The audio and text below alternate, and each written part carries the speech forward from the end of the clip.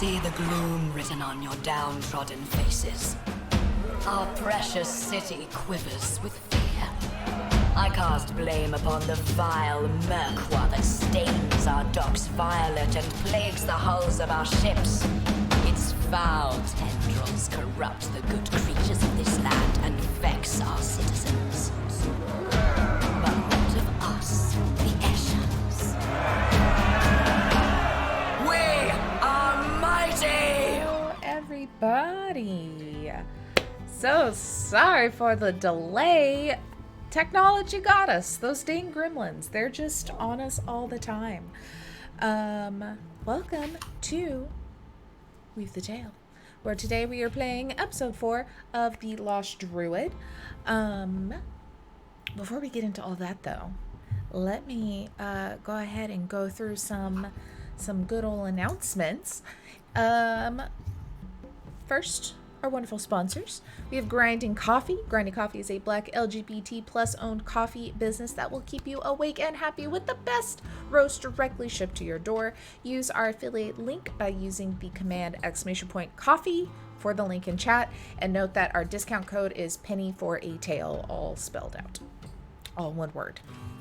Also, we have Dice Dungeons, a Baltimore-based company that has a passion for making beautiful and high-quality dice and game accessories for every table, so please check them out and use the command !dice if you're looking to add something special to your RPG accessory hoard.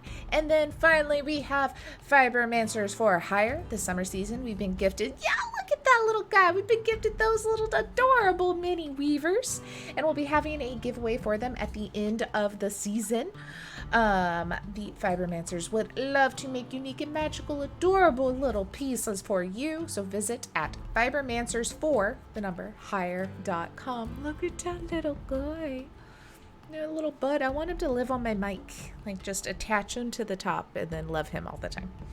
And then as a reminder, you can all help out and influence the story by interacting in multiple ways. First, tweets. Tweets and subs. The command tweet will bring you to the going live tweet for the show. At 20 retweets, we get a boon, and at 40, we get another boon because I'm just that nice. Then you can also do some donations, which let me pull up and make sure I tell you the right thing. $5 gets an advantage for your chosen player. Make sure you highlight your message, say who it's for and what it's for. Do this with any of the donations, please. $15, you get disadvantage roll for me that the players get to choose to use at any point in time. Those will stack. $25 gets you one free advantage roll for the entire party to be used at their discretion. $50 gets a health potion for the whole party. So in the instance of a TPK, you could possibly save them. Possibly. And then for $150, we're going to do something a little special. Maybe that's a special one-shot. Maybe that's a little special side quest. Something fun going on. But that is that. And then also be sure to keep an eye out on all of the streams that we have going on here. Obviously, we have this every single Tuesday. Then come back on Thursday. We got some Pathfinder coming. Oh my goodness. Then on, I want to make sure I don't get any of the times wrong. Friday at 3:30 Eastern is Autumn of the Fireflies, Season 2 of the Shadowrun game, ran by Mitch. As well as Saturday, 6 p.m. EST, we have Emotional Drive, which is Necrobiotic, ran by Nikki. And then Sunday at 3 Eastern, we have Neon Revolution, which is Thirsty Sword Lesbians, ran by the wonderful Spence. But I think that is everything. Let's just go ahead and go. Y'all ready? It's about dang time. Stinking tech gremlins. Let me minimize some things here. Okay. So our party, last we met, had quite the night out and about in Fano with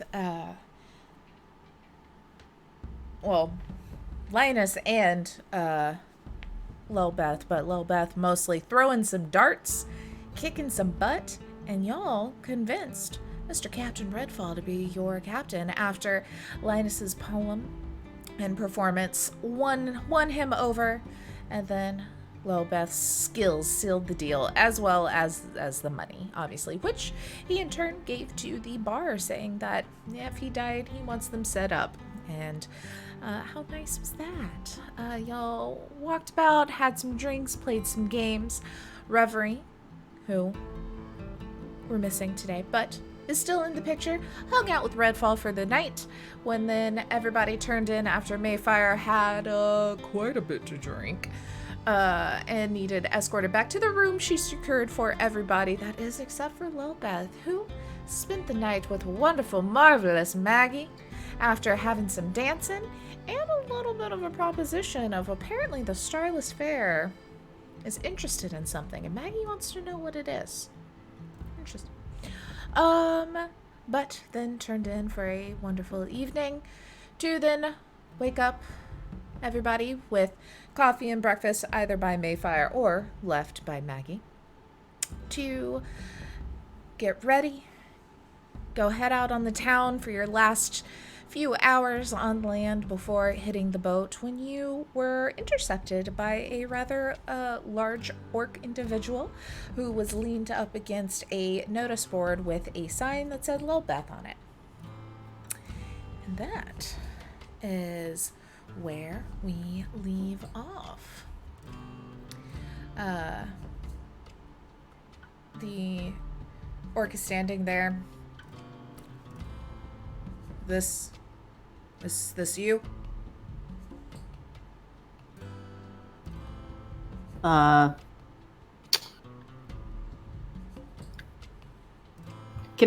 have any indication of who, what affiliation this orc has? Yeah, go ahead, do just either probably perception, just to kind of get a look on him. Okay. Check.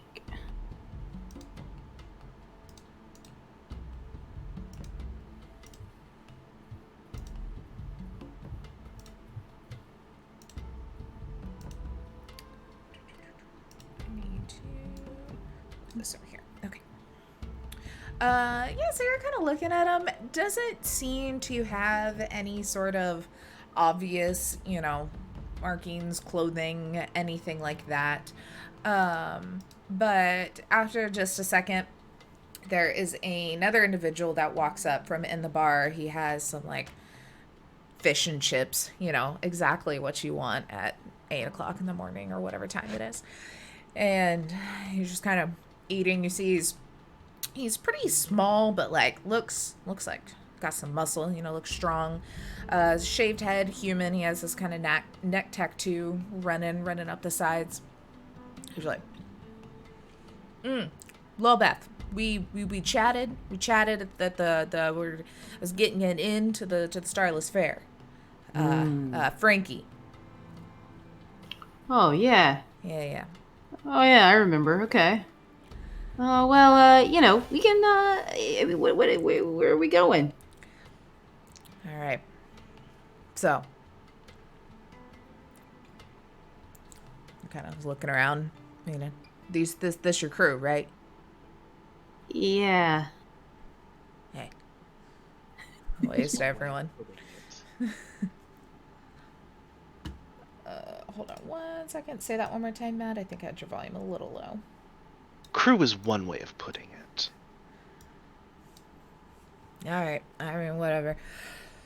So, I figured out that there's an interesting device or plans for a device in an old warehouse. And I think it's something that can buy us could buy you guys an in so people will talk to you more. I know from talking to Lelbeth here that she's pretty good with the locks and the breaking into things. Y'all seem to have your different skills that maybe y'all can get in there and I don't know, get that, and then us together I can show them the plans and convince them to let you on board and in. So the idea here, out of character, the idea here is that this is something that'll get us an in to get the information that Maggie wants. Okay. Just kind of get you. If this might also be the information, who knows? But this is kind of the door opening to whatever criminal enterprises you could possibly want. Oh well, I mean, it would help us get information for Maggie. There's money in that. The singer? Oh. I didn't need to say that to the guy. To say that to the crew. Turns back, she's like, whatever. Takes a drink of a beer he also has at 8 a.m. Really starting the day off strong with a bunch of carbs and alcohol. He's gonna be feeling great later. As you do. Yeah. I mean, so where's a warehouse? Where exactly? Alright, so it's over in the harbor section. And he kind of like pulls out a little map and just like kind of holds it up and he's like pointing. He's like, okay, so we up here, right? You're still like kind of docks area, but you're gonna have to go around to this side where there's some warehouses and stuff. That's the place to be, all right?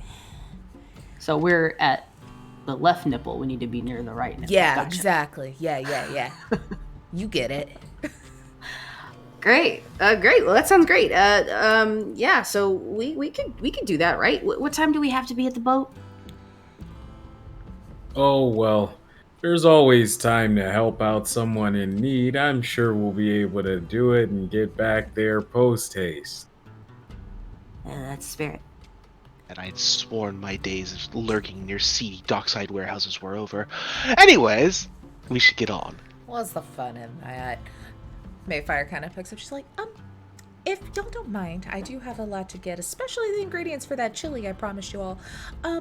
Maybe I'll take Reverie with me while y'all adventure. She doesn't seem to be very sneaky anyway, and also very strong to help me carry boxes of supplies.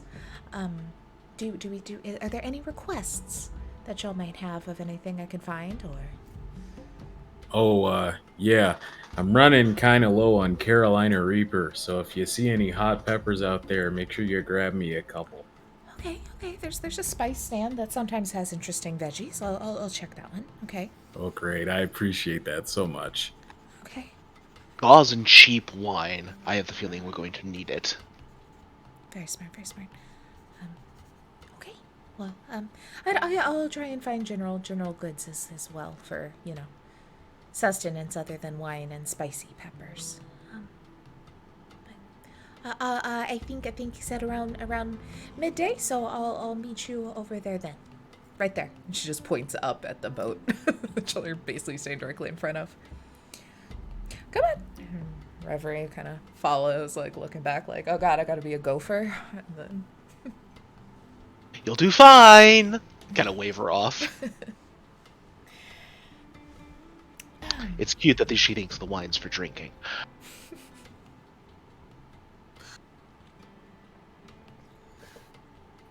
So, I can keep lookout for y'all, because you're going to be in there, and, things could get dicey inside. I don't want things dicey outside to surprise you.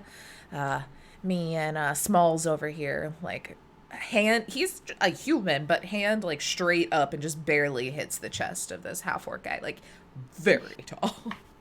Oh, you know what? My friend here, Simon, he's not the sneakiest. He's kind of noticeable if you're paying attention. So maybe he can stay out here and keep watch with you guys. I mean, more the merrier, but does he have eyes? Oh, yeah. Well, come on, Simon. And Simon, like, slurps around the corner.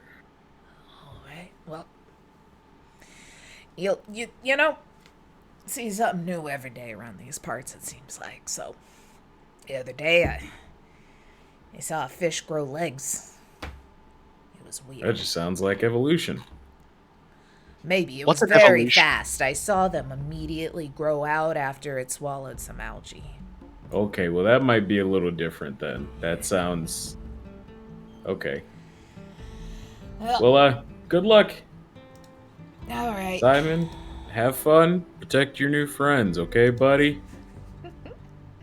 You'll get there, kind of spread off as you've kind of gotten around to the wharf side. You can see here, the dock is up a little higher than the warehouses and things below, so it's got a pretty good vantage point of where you see Simon and Frankie and Smalls kind of just step over, and y'all walk down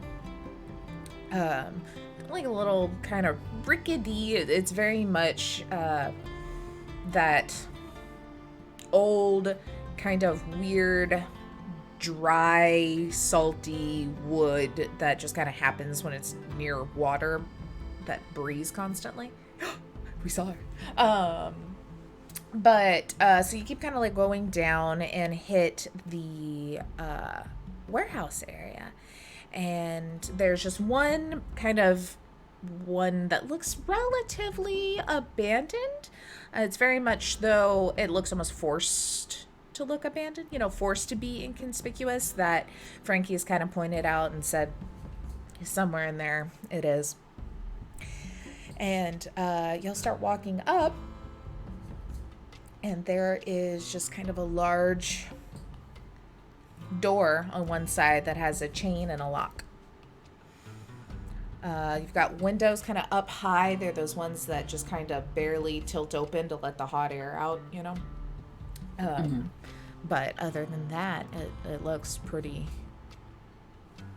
boarded up, closed up. I'm gonna climb in the window. She starts It's like multi-stories up. Like it's one of those tall Oh. warehouse where it's just those little thin windows up the top. I mean, you totally can, but it's gonna take a couple of checks. Let's see what we can do. Okay.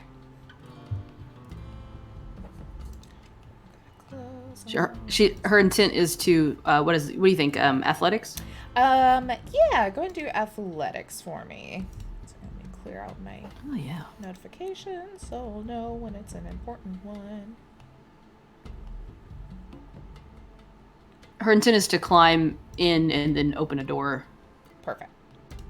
All right, so yeah, 17. So you gotta sneak up and hop. There's a little bit of a window seal on one of the boarded up windows, and you hop up and use those boards to kind of climb up, and then you do like a Nathan Drake kind of jump over to the other side and grab hold of one of the kind of iron lantern holders, and you're swinging, and you've kind of pulled yourself up and you're balancing. You're on what is like the second story with one more before it's the windows.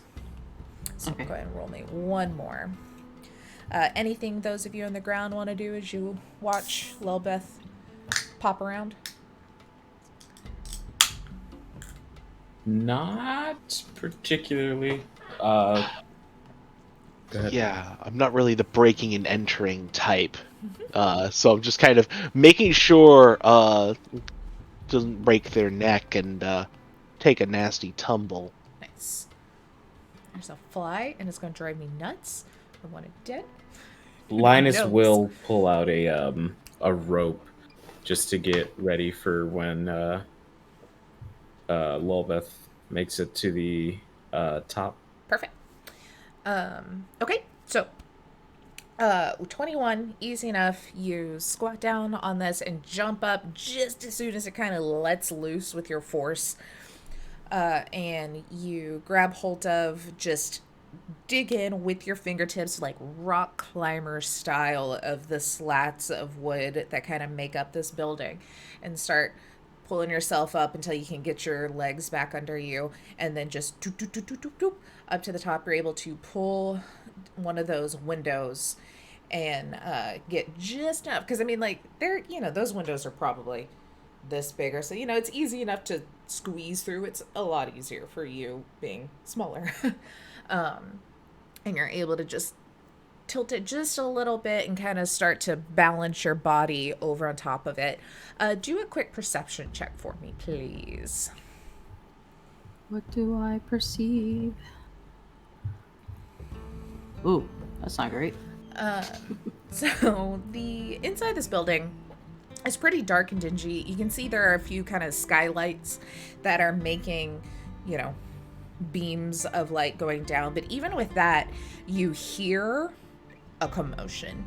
You hear yelling, grunting, things being kind of toppled over. But you're kind of squinting. It's that really weird, you've been out in the sun and now it's dark in here within those just bright beams of light, essentially from the skylights. It's making it very hard to tell the contrast. But, real quick, let's flip to Spence. Suspense. Addie is currently running through a warehouse. They had made their way in relatively sneakily through, got to a office door where all good things are hidden in the office, and you were able to open the door, get through, but didn't notice the pressure plate that was right in front of the door that has alerted what individuals were in the general area here. And currently, let me get a little setting here. So you can see that, and for both of y'all, but beautiful little setting written out. Loose planks patched together form a roof over this dark, spacious warehouse. A nesting bird flutters from the rafters, quite startled from the sudden energy. The hot, that warmth of like oil kind of lingers in the air, mixing with that kind of smoldering smell. Dingy gray vapor seeps through the gaps in the building structure, and inside is in shambles. Tables have been overturned, and spilled crates of pepper the floor, not of pepper. Spilled crates pepper the floor with loose nails and bolts. Threadbare canvases hang from the front of rows of shelves, and then, like I said, this door in the far corner is now wide open. And you see standing in front of you, who has already come out, like you've already been a little toe-to-toe with this guy, a very large, muscular man, just covered now in bloody scratches, wearing a little more than underclothes, and has a little spear and cap on, which you would know is one of the orders here. So they are repping the spirits. He, like I said, covered in bloody scratches. How many of those maybe are from you? Who knows? But he lets out this bestial scream and is like lunging to claw at your face. Let's go ahead and let you move first. What would you like to? You have already saw your target, have it tucked under your arm, in your pack, whatever, and are just essentially going to try and fight out of this. What do you do as this just like, and I mean, it is a big guy, but it is bestial. Like, it's a little concerning, his actions. It's not just, I'm a buff dude fighting you, you know? Yeah. So I will have, my halberd is on my back. I've got the packet tucked inside my cloak. So I belt it in to my belt and take out my hand axes, and I would like to rage. You know. He's just like yelling right back in your face. Yeah. And just like my one hatchet that's already covered in his blood. And I'll say, I see your blood is red. Interesting. He just continues to scream. And you see that he scratches at your face, but at the same time, like, you would know, probably not as well, but you understand the feeling of this blind rage of where he's looking at you but looking through you, and the eyes, like he's very much in an enraged state and just absolutely lashes out. Let me real quick, where is my proper tab? Too many open, you guys, too many open. I'm gonna hit initiative, ignore, oh actually, can I play this guy without hitting initiative? Yes, I can. Okay, perfect. And with that hatchet still in him, just like digs it in further as kind of leans forward and just is going to scratch at your face. Yeah, that definitely hits. That definitely probably hit, and just gets like a good just right under the chin. You know that it's going to be really annoying whenever you try to like lean on your hands for the next few days. Yeah, well, that's the way it goes. That's what happens sometimes. Let me see real quick. I need you to also make a quick Constitution saving throw for me, please. Con save. Go. I got a 20. Cool. You are good. But you do feel this like scratches at you, and you can feel almost a burning sensation more akin to a like poison and acidy substance that, you know, kind of with like a cat scratch, how it just continues to burn for a long time. You're having kind of that feeling, and it's not just a scratch. Can I make one adjustment that he scratches down and tears my shirt so that there's some of my binding is showing? Yeah. Absolutely, yeah. Pulls that like kind of cover, that whatever the top shirt is, just kind of rips it, and you can just feel in your chest that just like sizzle. What would you like to do in return? Said he's very bloodied at this point and is just kind of a animal caught in the corner attacking, it seems. I would like to put him out of his misery. Okay. And take the hatchet and just swing up to its chin. Because I imagine this dude is slightly taller than me. Yeah. Alright, so deck. Roll. So it's a 19. That hits, and yeah, you swing that hatchet up, hook into his jaw, and he kind of falls back onto the ground, still alive. He, as you kind of see, falls back, and you can see now in this kind of area that he's knocked over a rack that has kind of fallen, and you see that there is all over the place this kind of yellow bile of this like translucent-esque liquid that he's kind of fallen back into. Can I, with my bonus action, smack him on the head to try to knock him out? Absolutely. So that's an unarmed strike, right? Or can I use the shaft of my hand? Yeah. You can use it. It's an 11.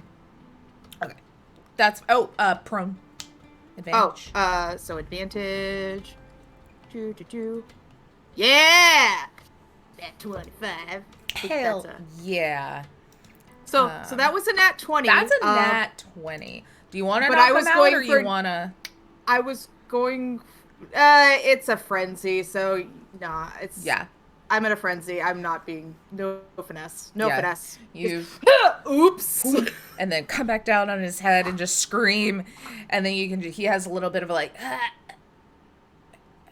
then you could feel just like kind of stiff under like axe. Oh. Shit.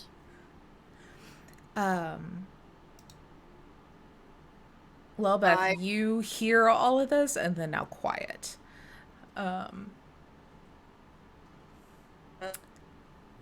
Do I have everything I want? Yeah, and I will say even now too, as you're kind of looking around after just the mess of, I mean, y'all went rounds, things getting tossed, the all of those different crates and stuff getting smashed. It was just an absolute mess. But you do notice now that one of the shelves had been dumped. A little hidey hole in this office you hadn't noticed before that has a cylindrical device that matches what the blueprints are that you have found. Very rudimentary, very much not done, but like pieces of it. Yoink.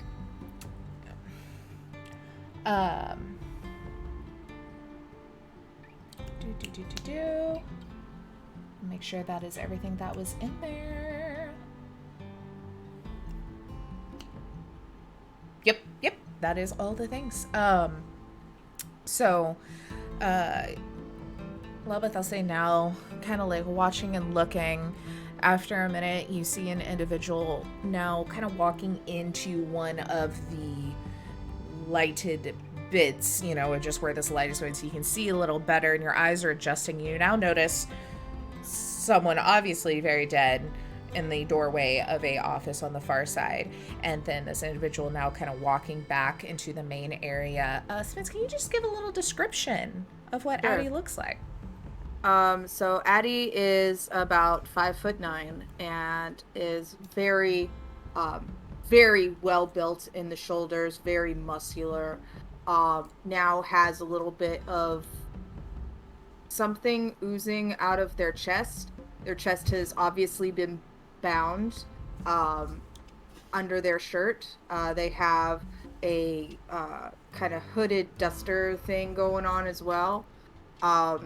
Big old halberd on the back, and a couple of hand axes, and their hair kind of defies gravity. And when you look at their skin, they've got a few white markings on their forehead, but their skin kind of shifts and moves like water.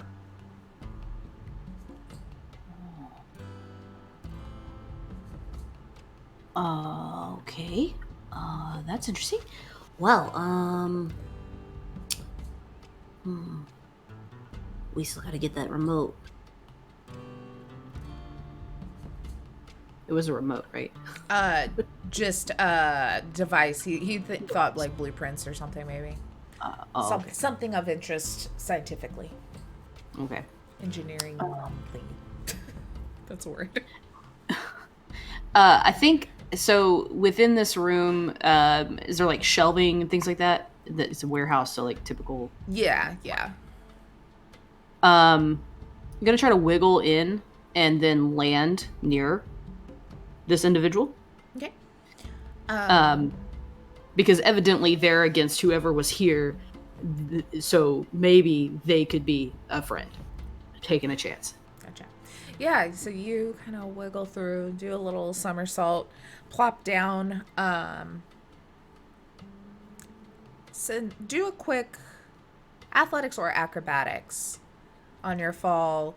If you get above a 15, I'm not going to make you take a d6 of fall damage, since you're purposefully doing it.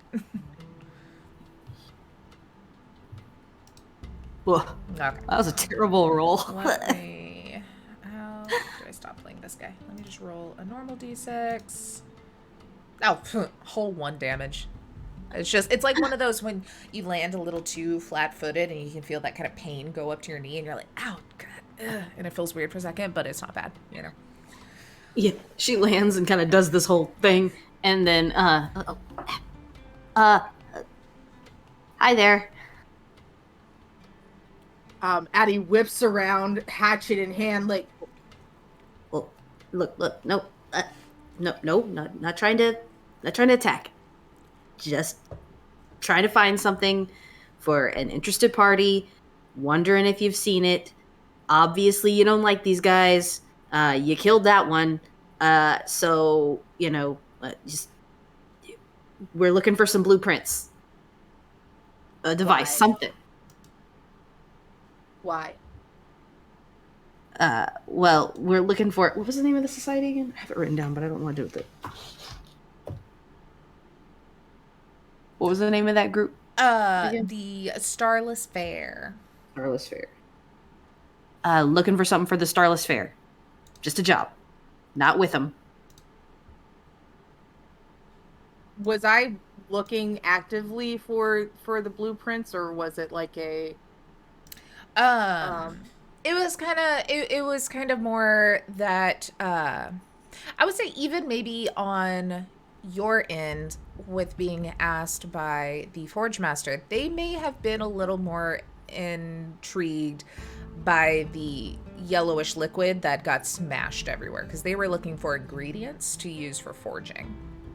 So this was kind of like, oh, hey, look, extra goodies that I found. Okay, so I did get a sample of that, though. Yeah.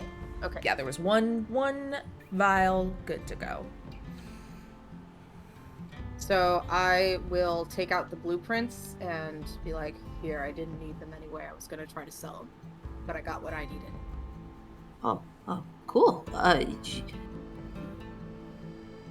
You look big and strong. That is an accurate statement.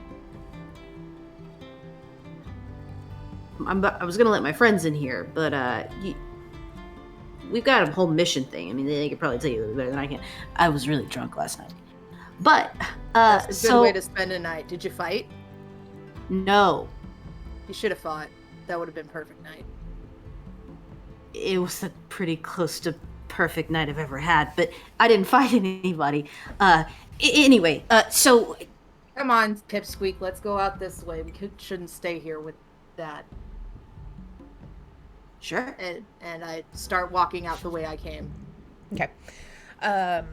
Linus and Derrin, y'all saw Lelbeth just kind of plop down out of view. And after just a few moments, you hear the door kind of being messed with, thinking that maybe it's her opening it. But instead, you see, I'm going to kind of pilot for a second, Spence, if you don't mind, a blade of an axe come through the crack in the door and pull up as the chain breaks back apart. And the door opens, and you see Lelbeth and now Addie, you don't know the name of, but the large genasi in comparison to our little gnome. Well, you certainly made short work of that. Made a friend, did we? It was all. I'm sorry, I didn't catch your name. Addie. Addie. It was all Addie. They did all the work. Well, it's nice to meet you, Addie. My name is Linus Poodle. He's not with me right now, but I usually travel with my buddy Simon. How's it going? You know. Oh, Did a I job. hear you. Oh, you're just a barrel of laughs, aren't you? Well, thank you for the assistance. Makes our lives a lot easier. Sure.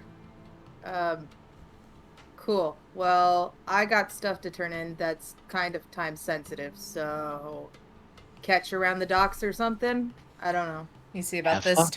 time, Frankie is like rushing down the stairs, comes up, he's like, hey, who's this? What's going on? Do you have it?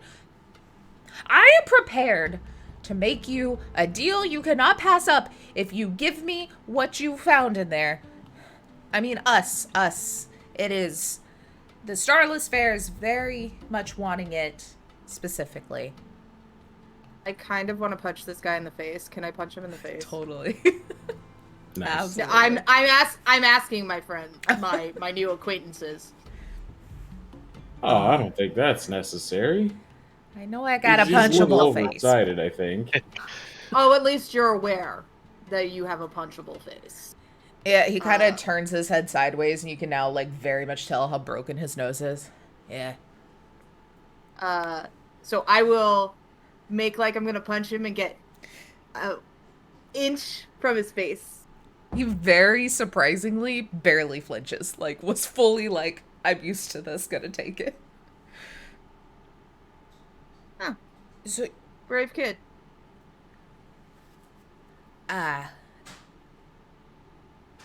anyway. Did you find something cool in there, and are you willing for me to buy it from you? Well, not me, but the fair. She holds up the blueprint. Oh, okay. Hold on, I heard a very loud noise in my house. I'll be back in 2 seconds. RP amongst Go for it. yourselves. Take your time. So that's a thing. That is a thing that we found. And we are going to stand here and be cool about this, right? We can be very, very cool about this. Nobody has to catch an axe or anything. Yeah. My axes, I need to clean them. So that's a thing. So out of character, like, you found the device that was in those blueprints.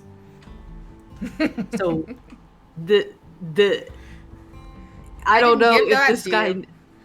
Yeah, I don't know if this guy knows that device exists itself. Mm-hmm. Cool. Yeah.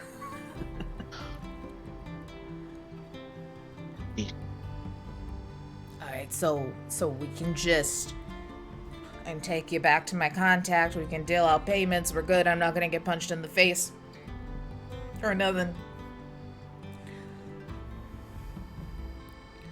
I mean, I'm not technically with them. We just met. So.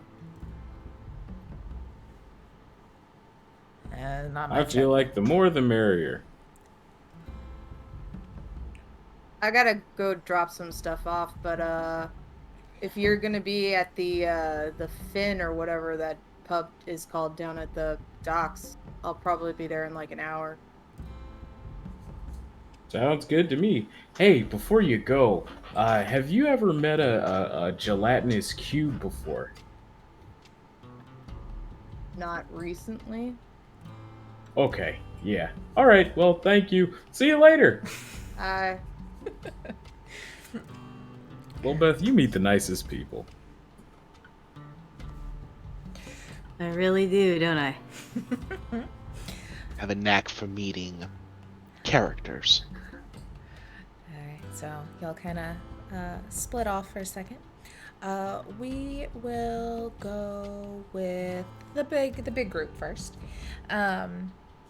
So Frankie kind of looks, he's like, all right, so y'all, you good job. If I'd known it was as easy as just asking someone who was in there to get it, I guess I could have done that myself, but whatever. Quick question though. Just getting a temperature check, since it seems like not a lot of work was really done by any of us here. Can I just act like, the ringleader? I kind of was. I'm gonna be frank. I'm gonna be frank with y'all. That's why I'm named Frankie. I'm always real frank with people. I kind of need an in, and seeming like I was the ringleader is gonna give me that. You're still gonna get paid. So are you saying you actually don't have the inn? We do now. I'm pointing to the blueprint. So you lied. Yeah. That's why I'm frank, but I can lie. That's why I got a punchable face, Huh. I guess I don't have a problem with it. Honestly, we don't know these people anyway. It's not like we really care. Do you care? I don't care. I lie all the time. Well, I mean, if there's a chance that we can help this guy get a better standing in his job, why wouldn't you help someone get a promotion? Well, everybody rises to their own level of incompetence, I suppose. Yeah, and as long as I can get an in too, I can get some information I need, and we can be good. Yeah, totally. Oh, totally cool. All right. Well, anyway, we'll say y'all kind of walked and talked for this general conversation. And you get up. One of my bajillion documents. You kind of walk through the general wharf area and around to a very small looking ferry, like a little ferry boat. Not a ferry with wings, but like a ferry boat. Both of those could exist in this world. Where there's a few people kind of sitting and drinking and chatting and some music happening. It seems like a good old time. But y'all start to walk up and a couple of guys kind of stand up in the way. Frankie's like, I got it. Hey, fellas. Nice to see you again. Anyway, I brought something real cool and some new friends, and I think Lynn's gonna be real interested in hearing about it. All right. And so this one individual stands up, dwarf, like super stocky, big old beard, and they kind of walk up.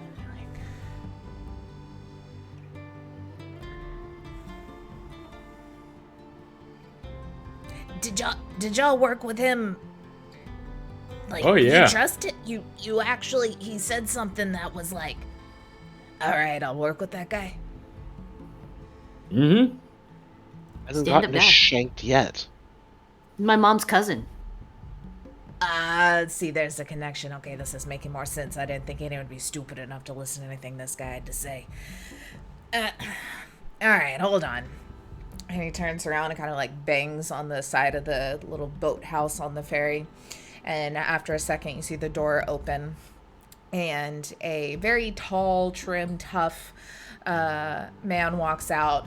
Very, like, scarred up, but has that air of importance on him. As he walks out, he's like, Frankie. Who are your friends here? With his like little smile. He's like, these are my ruffians, my muscle. They went in, they kicked some ass, and got something I think you might be pretty interested in. And Lynn's just kind of rubbing his face, like, just get to the end of it, Frankie. I don't care. Today, it is too early for me to deal with your nonsense. Actually, I don't want to. One of you, I'd rather hear your voice and not Frankie drone on. What is so important that he seems to have brought me? Well, we don't have any drums for a drum roll. Hold on a second.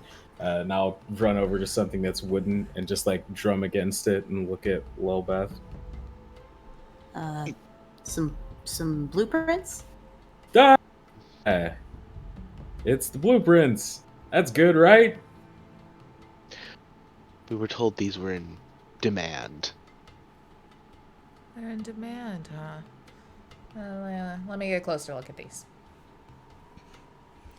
Kind of looks at it and does like the hold into the sun.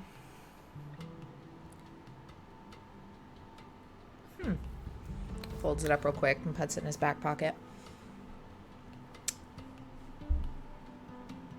Good job. Hold on. He turns around, comes back out, and hands you each a pouch. You can hear the clink of coins in it.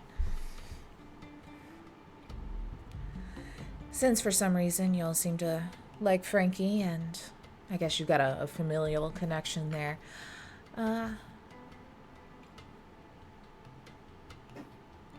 Let me know if you find out anything else about anything involved in these blueprints. I'll pay just as well, and if you're ever looking for a job or want to ride out to the Starless Fare, you're always welcome.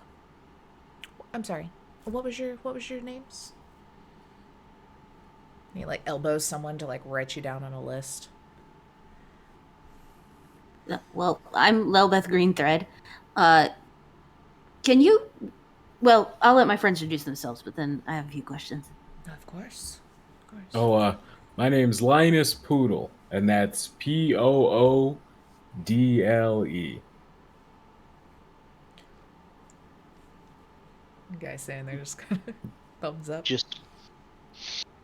Just call me Twinkle Toes. It's simpler that way.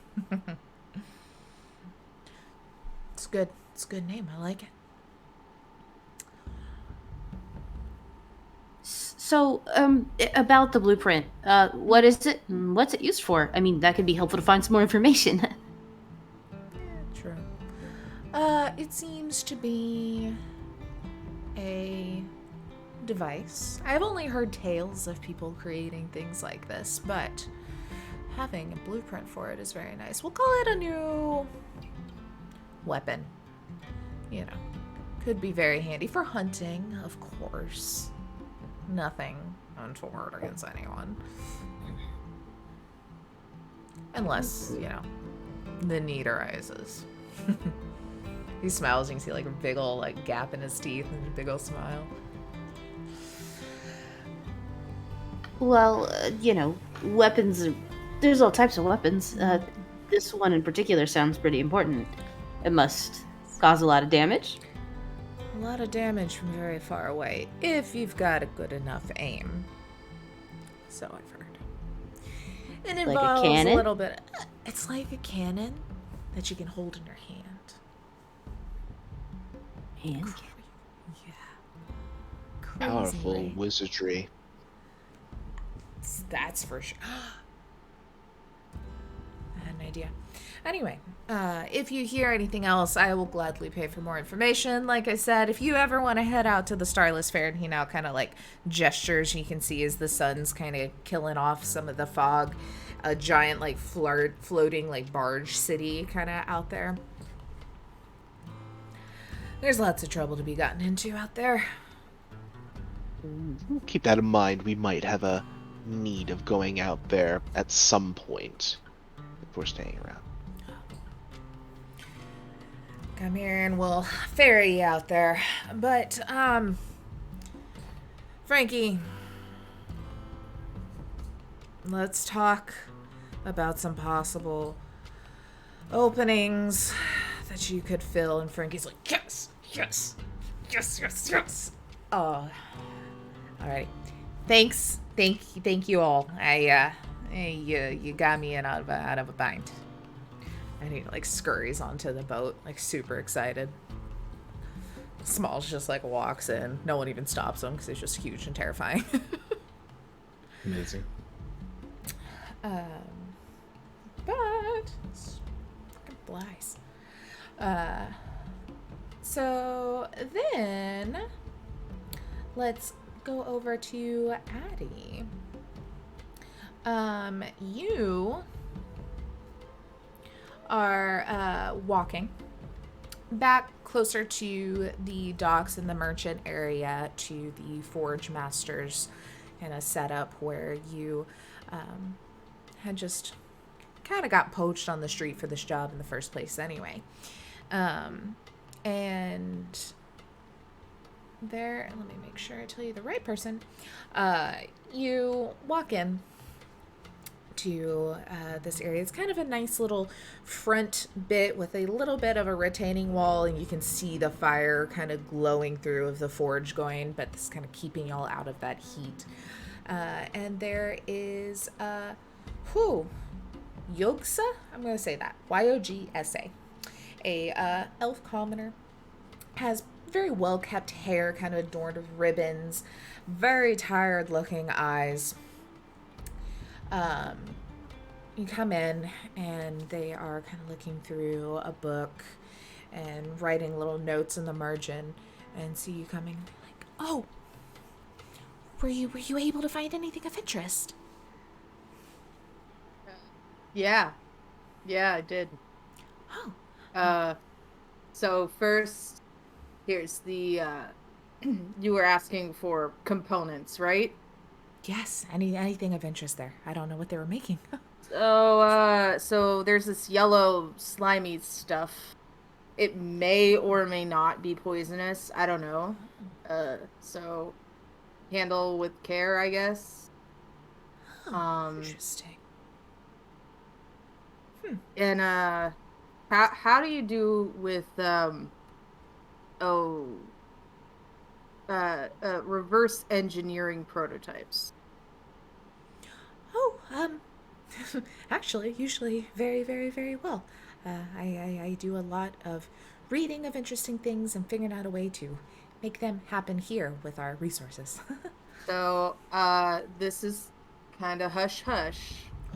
And I hold open my duster a little further and take out the weapon and just stand real close to the counter so that nobody else can see.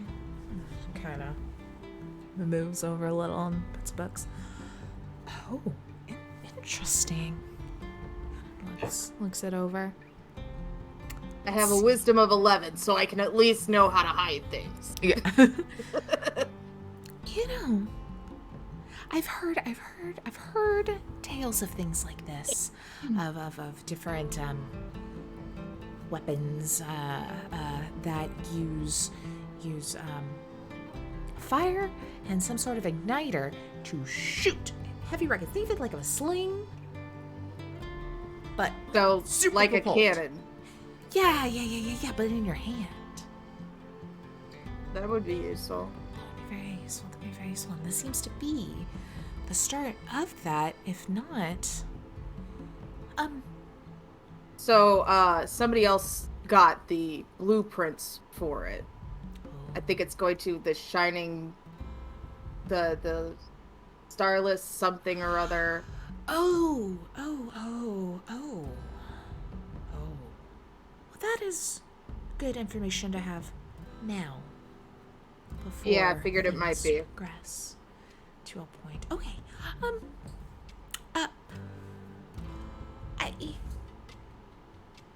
I can hang on to it if you don't feel safe with it. I was gonna say that. I also hold on one second. She kind of pushes it back towards you to hide it again, I put it back inside my duster. and jumps down off the stool and rushes around into the other room, and then comes back after a little bit. I don't have a lot of materials, and I'm going to stress that you do not have to do this because it could possibly be dangerous. But maybe try using it at some point if you want. And kind of hands you, and you see like essentially like a couple of musket balls and a little thing of what is essentially gunpowder. Cool. Yeah, I've been a powder monkey before. This is just like tiny. Yeah. Okay. Yeah. Oh, and So pulls out a Okay. little tiny chest and a bag of coins for just your discretion on all of this information. obviously. Hey, did you perhaps get any information on that algae that I gave you when I came into town? So, there's been a lot of talk about it. It seems like it holds some sort of magical power, obviously, but it seems to be kind of seeping from somewhere in the lake. Like there's some sort of open wound that this magic is coming through, and it is. I'm not fully sure. I think it's going to take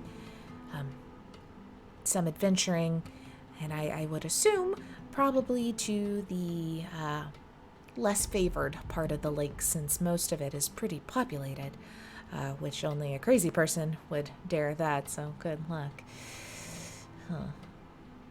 Death Yeah, wish well. sometimes. Yeah, well. Maybe it needs somebody who's lost everything to go and search for it. I know that was pointed towards you, and I'm so very sorry. I don't really know how to approach that. But also, someone fine. else, Captain Redfall, might Yeah, I know. actually has also lost everything and could be someone to approach. He's down at the tavern, right? Either there or on his boat, which is right next to it. It Yeah. seems to be the only places he goes nowadays after he caught the fish. But yeah, he seems pretty open to risk. Yeah. I was heading that way anyway. So, well, Yoxa, if I don't see you, be good. Or something. Best of luck. Hope you keep all your fingers with that thing. Hey, no. Later. Goodbye. And kind of like goes back into reading like nothing had changed or happened. And then we will kind of reconvene as you all have kind of made your way back to the Bluefin Tavern area.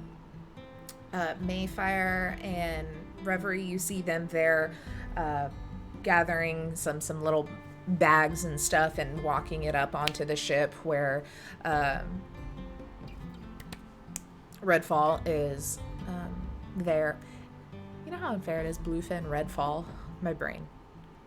Captain Red is in the process of you know, ship terms.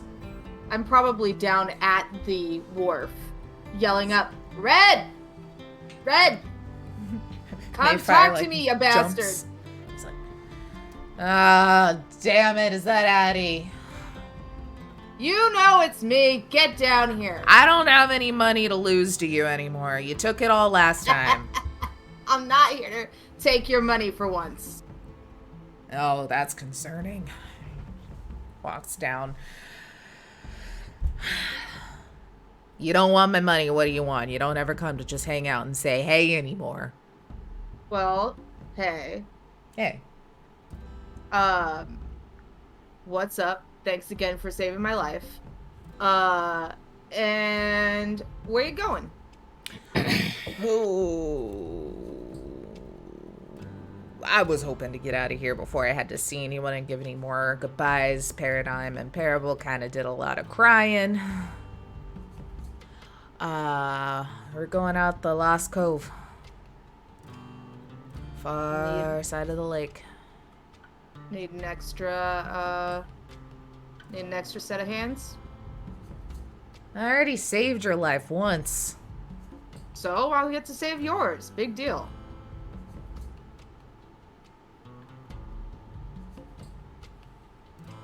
Yeah, I mean, I fair. got nothing else going on, and at least your company is better than everything else.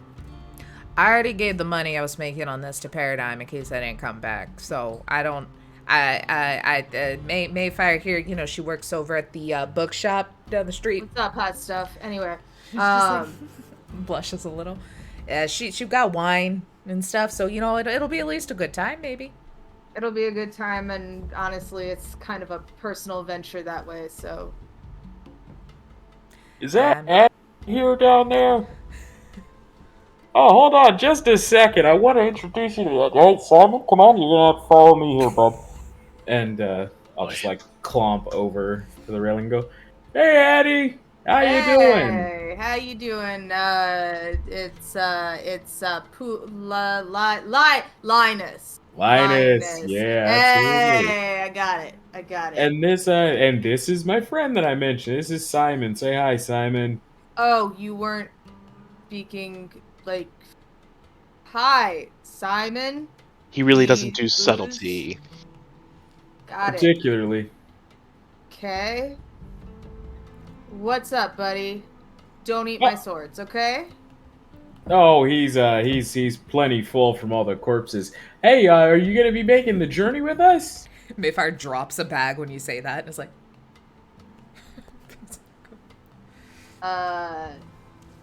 Yeah. That's kinda... I did not realize you would also be on this thing, but, yeah. Fantastic. Got some business that way, so, seems like we might be heading in the same direction. Awesome. Yeah. Lelbeth said she wanted to oh good man, I can't remember the exact phrase that she used, but she seemed like she was excited to see you again at least. Oh, cool. I don't normally do friends except for this old fart here. Hey. But sure. I'm happy to see you all too, I guess. Fantastic. Does talking normally happen this much? I say to Red. Yeah. Usually I'm multi glasses in before people walk into the tavern. This is very early, but these guys are talkers. Let me tell you about it. So, good luck. That one over there sings. Oh, sweet. I like songs. Yeah. Songs are good. Good, are a patron great. of the arts. Wonderful. Yeah. You know any shanties? Last time I did shanties, it didn't end that well. I know them, but apparently not know how to do them. It's hard. All right, cool, whatever. More harvest song fellow myself, but Yeah. but no, we Alright. can. There's another one up on the boat unloading stuff that's also quiet and strong, so that'd be fun. And Cool. Yeah, these guys. Yeah, well, that's the thing. All right, well, I'll just stow my stuff in my old rack if it's not taken, and Yeah, if it is, Well, throw stuff out at yours. I knew we were friends for a reason. Yeah. All right, kids. And I pick up whatever was just dropped and put it on my shoulders and take it to go put it away.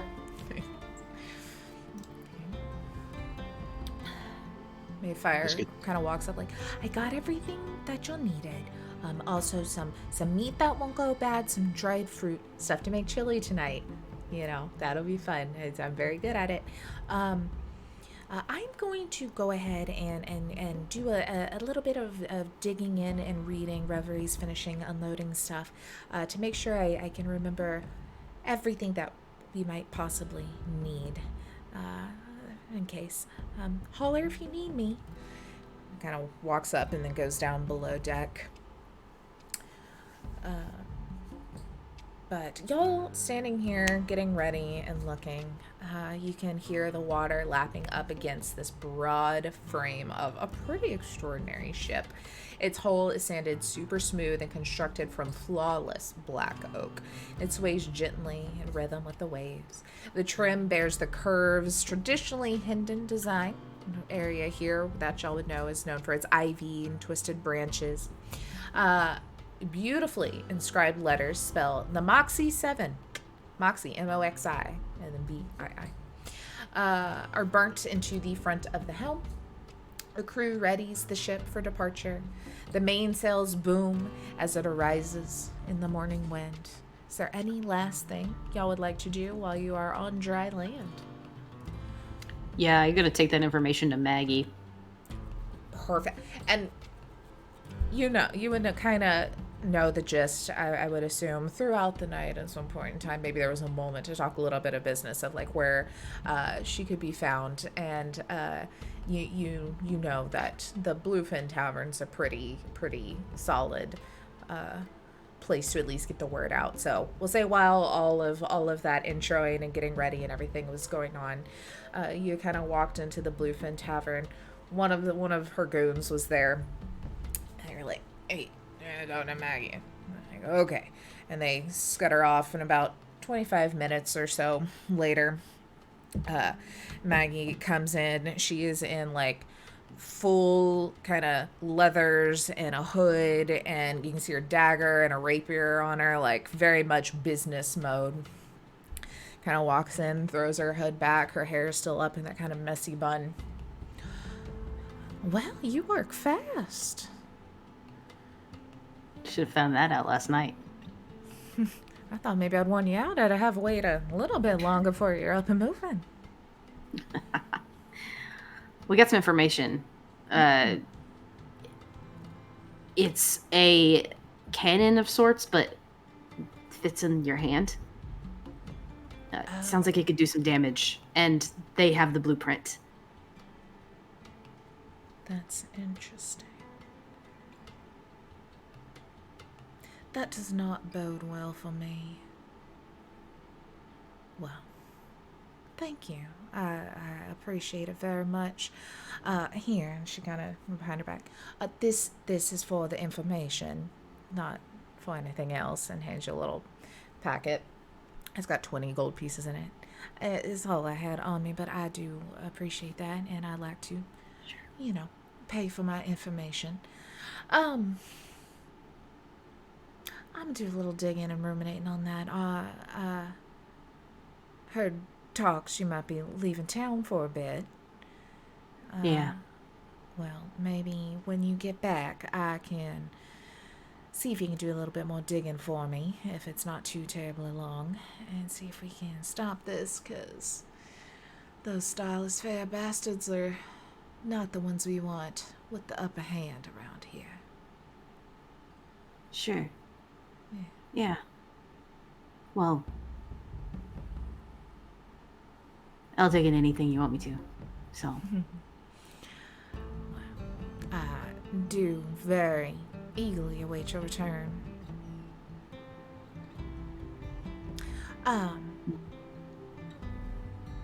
Me too, sweetheart. She kind of turns around and rips off one of the posters of her off the wall and kind of grabs a little keepsake so you know what you're coming home to. I'll never forget. But she takes it anyway. Well, see you when I see you. She leans down and gives you a little peck. Turns around and walks off. You see Paradigm's been over there cleaning one glass. Y'all are the only two in here, and he's just been cleaning the same glass, staring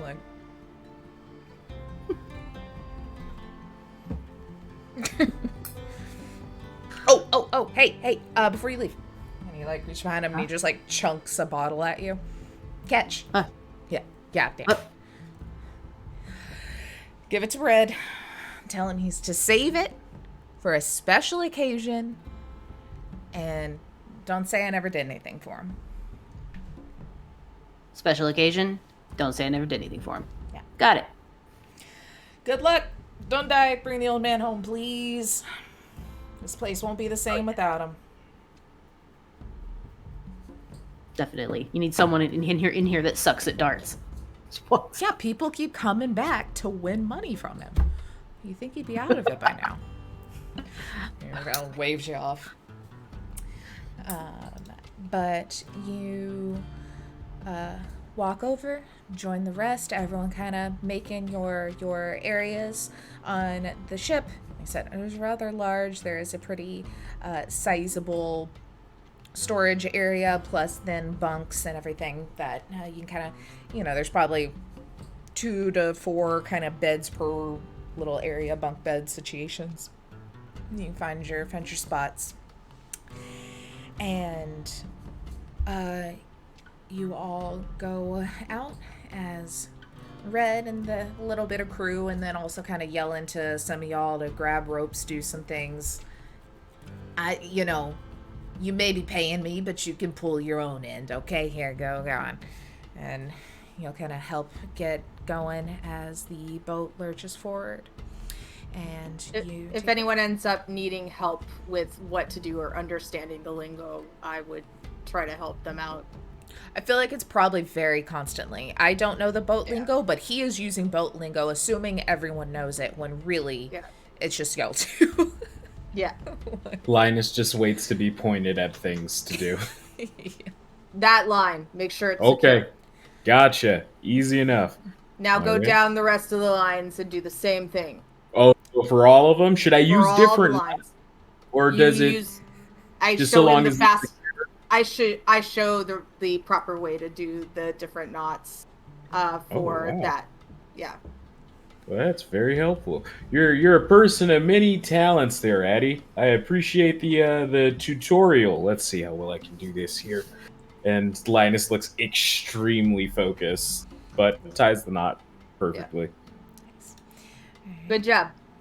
All right. Oh, hey, thanks. And boy, heave there's a lot on of the these. downbeat heave. Oh. Redfall's like slamming like just a handle of like a broom on the ground, heave-hoing in time with you, laughing about. But you'll make your way out into open water as the placid waters kind of idle peacefully, a calm, fractured only as the Moxie 7 cuts a path through the fathomless blue. Let me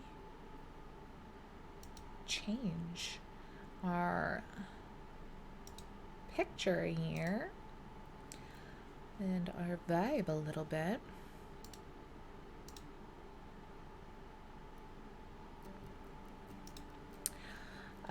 Your eyes strain to make out vestiges of land at the edge of your vision. And Crystal Lake's enormity dwarfs some seas. It is huge. An imposing tower looms in the distance. Beyond that, a massive wall juts out from the mountain range and stretches the length of the shore. The ship serenades you with a chorus of creaks and groans, but it is as hefty as any vessel out on the lake. The rich scent of Hindem oil mixes with the crisp mountain air and permeates the deck as you make your way toward the unknown. And let's take a quick, just a 10-minute bio break. We're right at the 10-minute mark, so we'll be back 7:50 my time, the 50 of whatever time zone you happen to be in.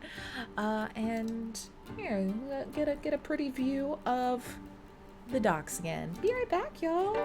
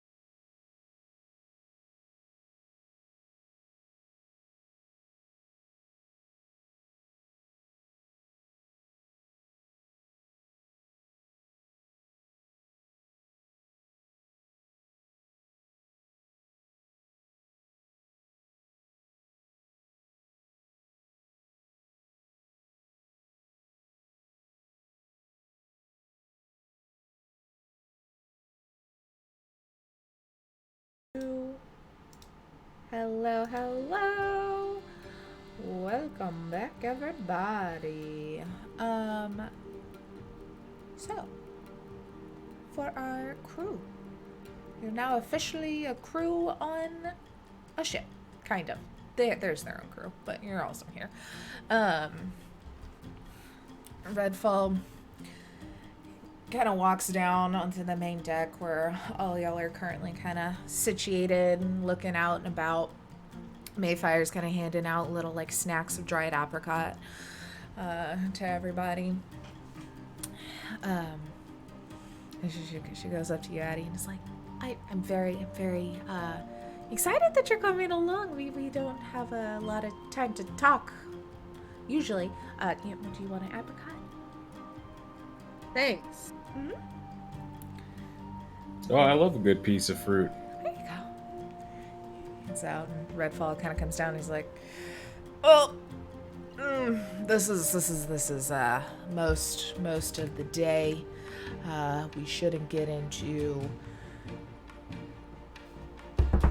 knock on wood, too much shit until we hit Broken Top Bay. At least when it comes to weather, keep your eyes out. Anything could happen, but I don't know, Addie, if you know, but just giving everyone a blanket warning while I have you all here and we're not playing darts or drinking a lot. Broken Top Bay, it is seethes, beckoning the surest sailor to its depths, because it is a lot there's something I don't know science. There's a big storm that constantly going on, and so it keeps the waters rocking, the wind swirling. It's been the graveyard of one too many ships. So I got the best crew I could find that was also willing to go there. But giving everyone the right expectations. I'm a good sailor, my crew's good. You know, we're the only ones probably to get you into a position to survive the bay. But just wanted to get that disclaimer out there. It's a beautiful day. Can't guarantee that there. Well, this doesn't sound like the best place to vacation, so we should probably make sure we keep it short, sweet, and to the point there, huh? Oh yeah, that's the goal. I've survived it a couple of times. Let's hope we do one more. Best way is just to get in, get out, roll fast. So, Not my what usual exactly is it that y'all are looking for while we're there? We're looking for a fella, actually, that's trying to get some help with something that a friend in town needs help with to set some things right, from what we understand. A wise person of nature, as I've been told. Right. Okay. What are you expecting to find? I'm looking for some answers. My my home succumbed to this algae, Mirkwa, whatever stuff. And if it's not natural, I want to find out who caused it and break them in half, maybe into 15 pieces. Yeah, 15 sounds good. That's a good number. And yeah, and obviously stop, the spread of it, but mostly if it's caused by a person, just satiate the burning rage that lives within me that I try not to let out. Very valid and fair. This algae seems like a terrible plague, and I'm sorry that it took your home. Yeah, thanks. Well, it's a good thing we've got each other to watch each other's backs, since this sounds like a dangerous place. I'd hate for you to have to do this by yourself. Yeah, that would suck. Oh yes, it's almost certain death, based on what the captain's telling us. So... I didn't cool, sign we're- up to help with certain death. Wait, what? Too late Don't now, worry, I'll bud. keep you alive. I'll keep you alive, shortstop. It's fine. Congratulations, you've been voluntold. Oh, I don't vol in anything. Between Addie and Reverie, if we just keep you in between both of them, then I'm sure you'll be fine. Ooh, wait. Do you do projectiles? I can. What if we what you were on my shoulders and then you do projectiles from my shoulders while I fight with my two hand axes? Like, that might be kind of epic. That sounds like fun. Yeah, I like that idea. Oh, we could practice and like get our balance and stuff. I've You know, always I- wanted to try something like that, but my little brother would never let me. I heard tell of a half-ogre and a pixie mercenary team that did a similar thing once. Absolutely devastating. I'd pay to see it. It was good. How money. much? Keeping you all alive? Alright. Fair.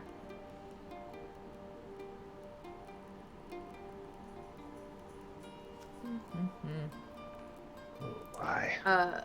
So yeah. So, what's your deal, Music Man? Me? I came looking for a story, and, well, I seem to have fallen into one, unfortunately.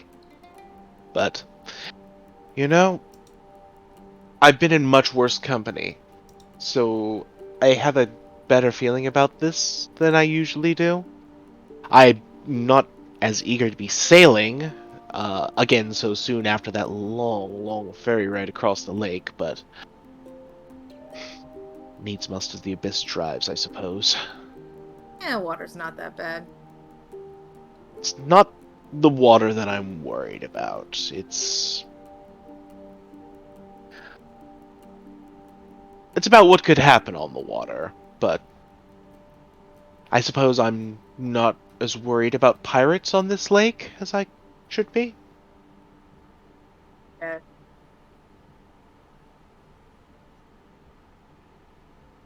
So how did you make it from where you were to where you are here?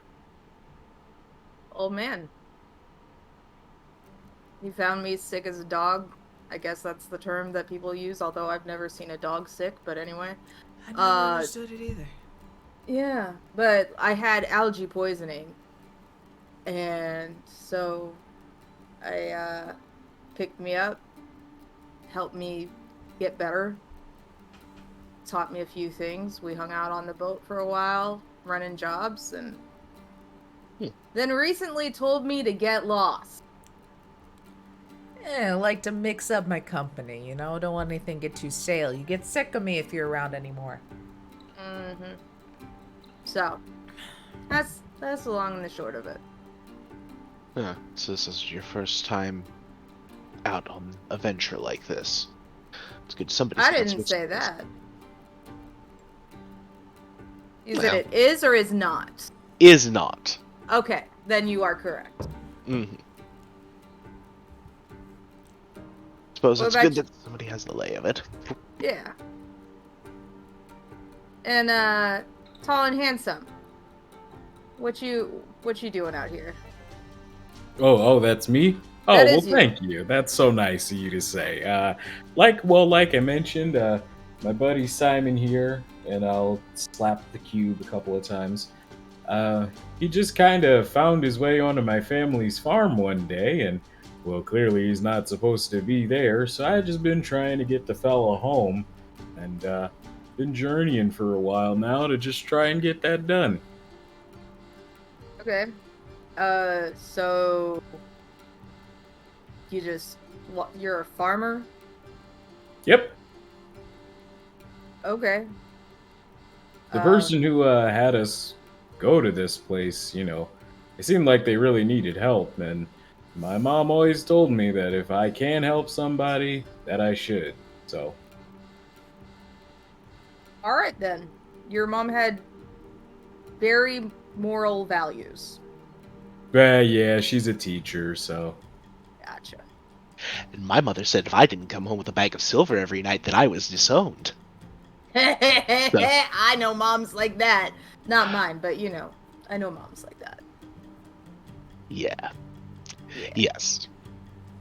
So, it appears he's got the better of it, and boy, he is just the sweetest thing, aren't you? Linus looks very concerned about the mom comment. If you need silver, I can go get some gold turned into silver. Oh, my days of paying my mother silver are long past. She can get her own Dan silver if that's what she wants. It sounds like Twinkle Toes' mom was not the nicest of people. Unlike your mom, who was very moral, it sounds like their mom was not. Yeah, definitely sounds like it. My mother was a very classy lady. That's all we'll say on that. Got it. And I got my drinking from my mom, so. I got dancing from my mom. That's about it. Oh, she was a wonderful dancer. That was part of it. Uh-huh. Well, now I feel bad, but I got two moms and they're both pretty great, so y'all should just come over to my place sometimes. Well, if we see this through, maybe we will just have to visit, if they'll have us. I mean, Oh, they absolutely will. you're just amazingly sweet, aren't you? No, I'm just taking care of people where I can. I think I'm going to lose a tooth. I was thinking the same thing. I like your sense of humor. Thank you. Not everybody can appreciate a good wit, but Nah, you make my evil little heart chuckle. I mean, what? well, I wouldn't know anything about that. He kind of just plucks a couple strings on the lute. Redfall does like a big belly laugh. And what about you, Lil Miss?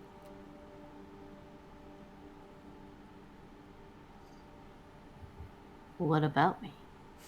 What are you doing here? I like money. There's no money for this one, though. Or at What? least that's what it sounds like. What? Are you Why all would we do getting paid anything not anything? for money? I don't know. mean, but- I'm doing it for vengeance, but, I can respect that, but money is that's what. I mean, Are you- It's a will go around. there's 400 gold left from the ship, Captain, but then we also spent about 200 gold worth of supplies for the trip, and then also to pay the crew. There's like 200 left in y'all's bank. Oh, that's not the problem. See, the good thing is, if we can find a way to get rid of the algae, we can market that. And we'll make a lot of money off of that. At the very least, we won't have to eat or drink, or pay for food or drink, in that city for quite a while, if we tell it right. Entrepreneur. You see how small I am? I mean, do. drinking, sure, but like food, that's not gonna pay off for me. That's not a net gain for me. What, you don't like fine food? Nice quail egg pies?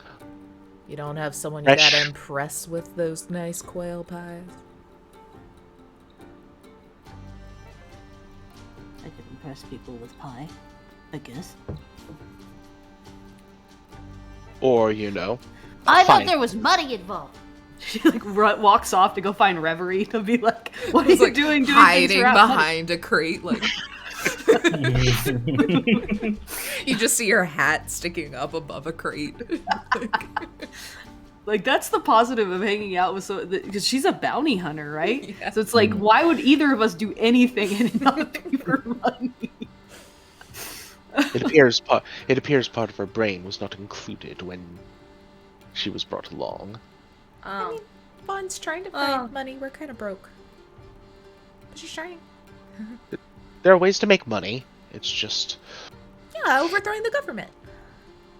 Oh, yes! Wonderful! I love this idea. Yeah. That's like the end goal, you know? I mean... Oh. At a certain point, I mean, if there's you lots of overthrow... steps to get there. If you overthrow the government hard enough, you don't need money anymore. What? Huh?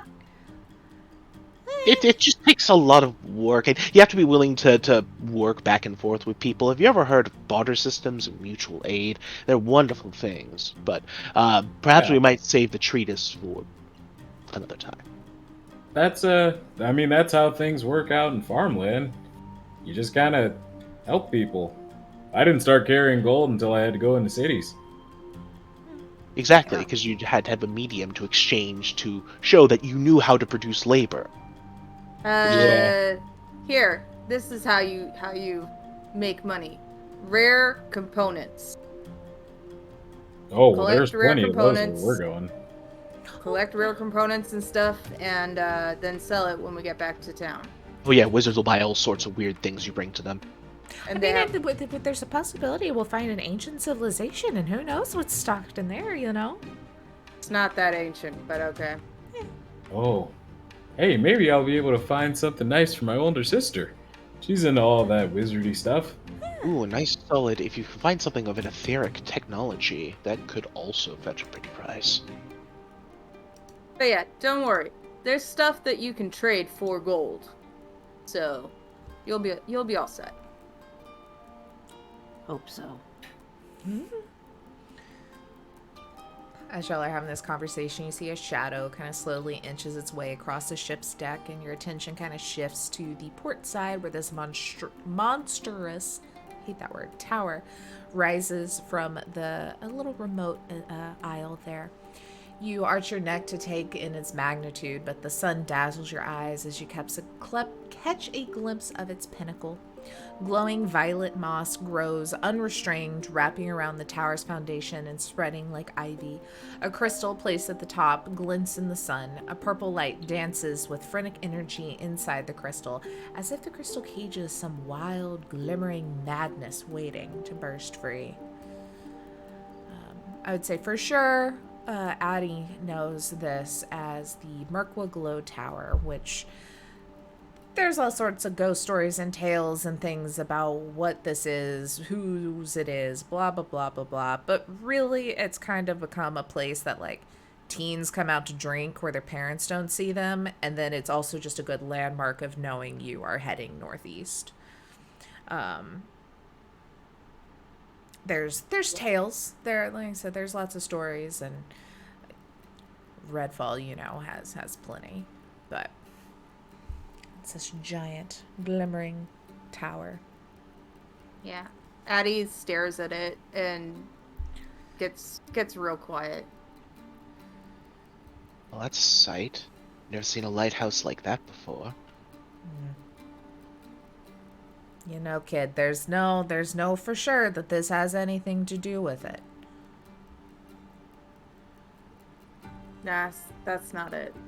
Just... Terrible symptom. My elder brother brought me here for my first drink. So. Yeah. Spearing guards always ask me to come out and pick up kids if I see them so they don't get stuck out here or cause a ruckus, but I ain't about no free rides. I probably passed by you a couple of times. Didn't even know. Well, that's because I can swim. True.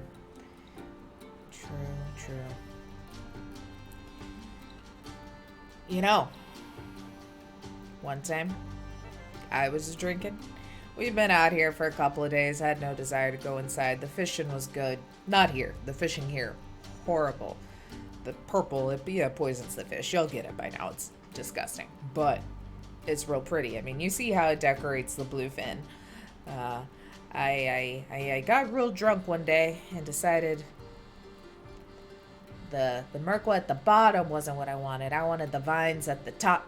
So I scaled the damn thing and clip some of it. Still have it framed in my mirror in the bedroom. I'm quite the interior designer. One of my many tell skills. yourself that. Hey, You tell yourself that. it gives a gorgeous purple glow. Lights, feng shui. I don't know. Someone once told me to bring in plants. That's the only thing I can keep alive because you don't gotta water it or need sunshine. Yeah. Yeah. You know. Y'all wanna yell in for a little bit of a ghost story? A spooky tale? A tale of mystery and intrigue? Oh, sure. Simon loves scary stories. Always up for a good story. He like walks over to a barrel and like pops it open and grabs a couple of bottles of beer. Y'all notice it's that same crappy beer that was on the ferry that y'all came here with. And he's like, help yourself. They're basically giving it away for free. It sucks so bad, but it'll do the trick.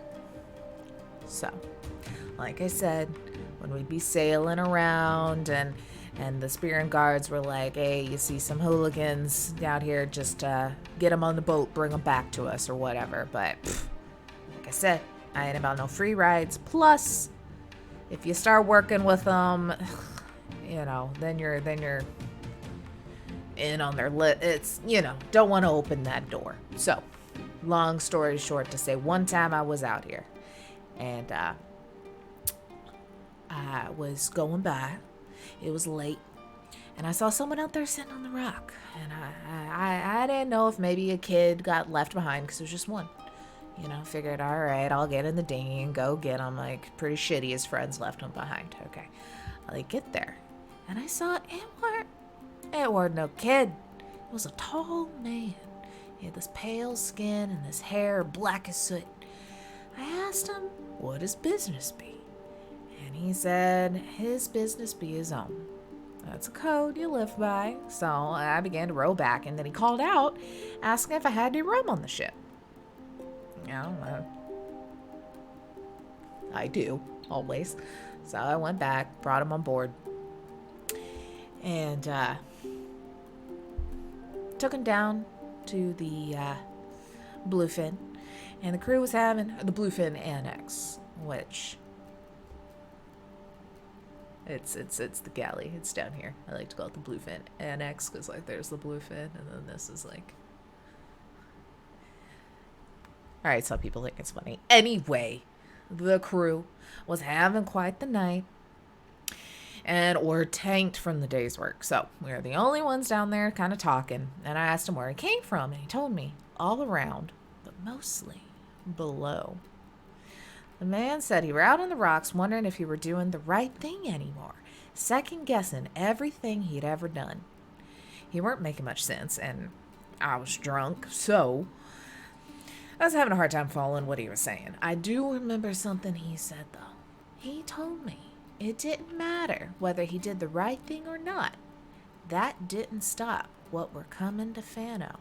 Something altogether evil. And a curse upon myself, the rum had caught me, and I had to go use the privy. When I came back, he was gone. I ran up on deck to ask him some more questions and chat, but he was already sinking down in the water. Everyone on the crew says they never saw him and I was crazy, but I think they were all just too drunk.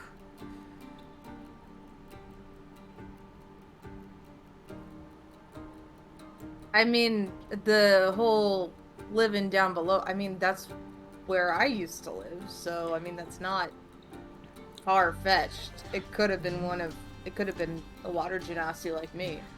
I mean, maybe. Like I said, he looks spooky. Pale skin. May not be getting too much light. Ooh.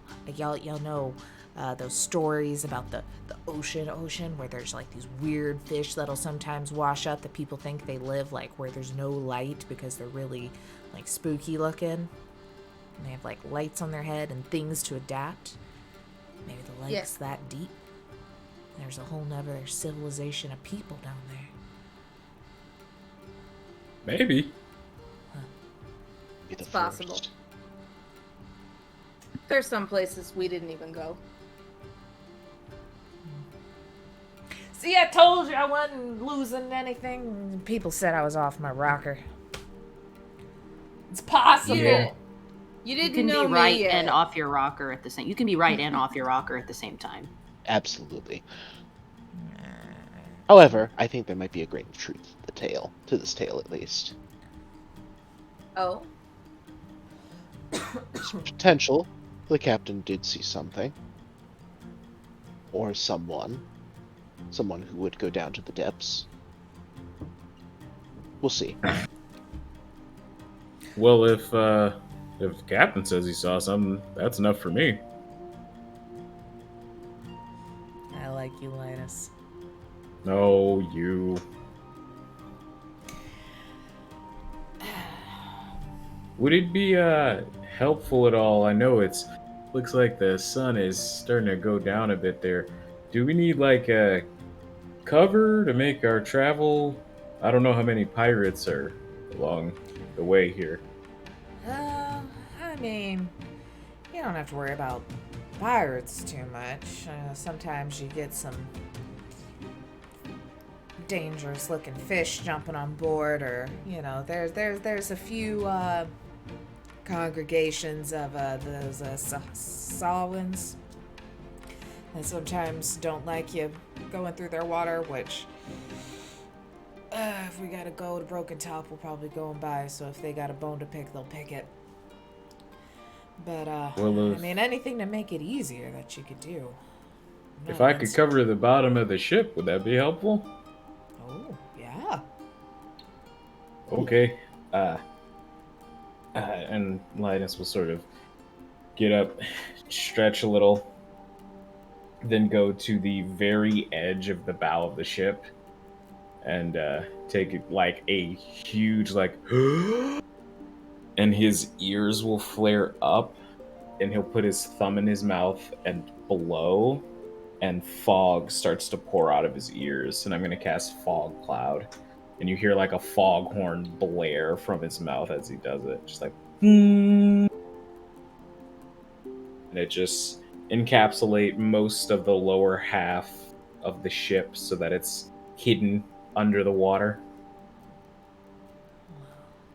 Now that's a clever trick. I could have. Oh, yeah. That could be useful. Thinking about ways to make money with that. Oh, it's how I always won hide and seek when my older sister was trying to find me.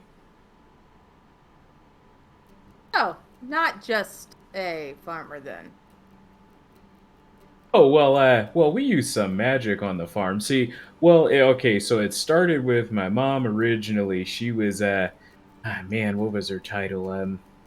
Head Arcane Mistress at the Bardic College of Enchantment, Illusion, and Evocation Spells. And then my other because I have 11 older sisters. I'm the youngest at 12. And, I feel ya. so, Wilma, Helena, and Mary, they all work with my mom, and they're spell slingers. And then there's Frey Hansetta Jr., she's a bounty hunter. Then Jacqueline and Joanna, they help run the farm with me and mom. Erica and Cicely, I think last I heard they were raising dragons somewhere a couple continents over, or at least looking over dragon eggs, but they've always been some to embellish, so that might be wrong. And then Maxine and Shirley, those two they're traveling bards. They go around and perform music all over the place. Oh, quite the Cool. talents. Like the Oh yeah, family. my sisters are great. That's impressive. Mm-hmm. And I just take care of the farm, so how boring am I, right? You are more interesting than you realize. There is something to be said about being the homebody. Who can also talk to a gelatinous cube And make friends with what? Simon's kind of like sliding as the boat goes this way, and then kind of slides a little bit as the boat goes this way, but kind of stays generally close to y'all, but just kind of very shiny. I give all the credit to Simon. He's just real easy to talk to, you know. Sure. We'll go with that. And I also, as a point of note, I call them my sisters because they're okay with that term. But some of them are also non-binary and agender up in that mix. It's a pretty good soup we got going on at the Poodle Farm. I appreciate that. As someone who is also non-binary. So.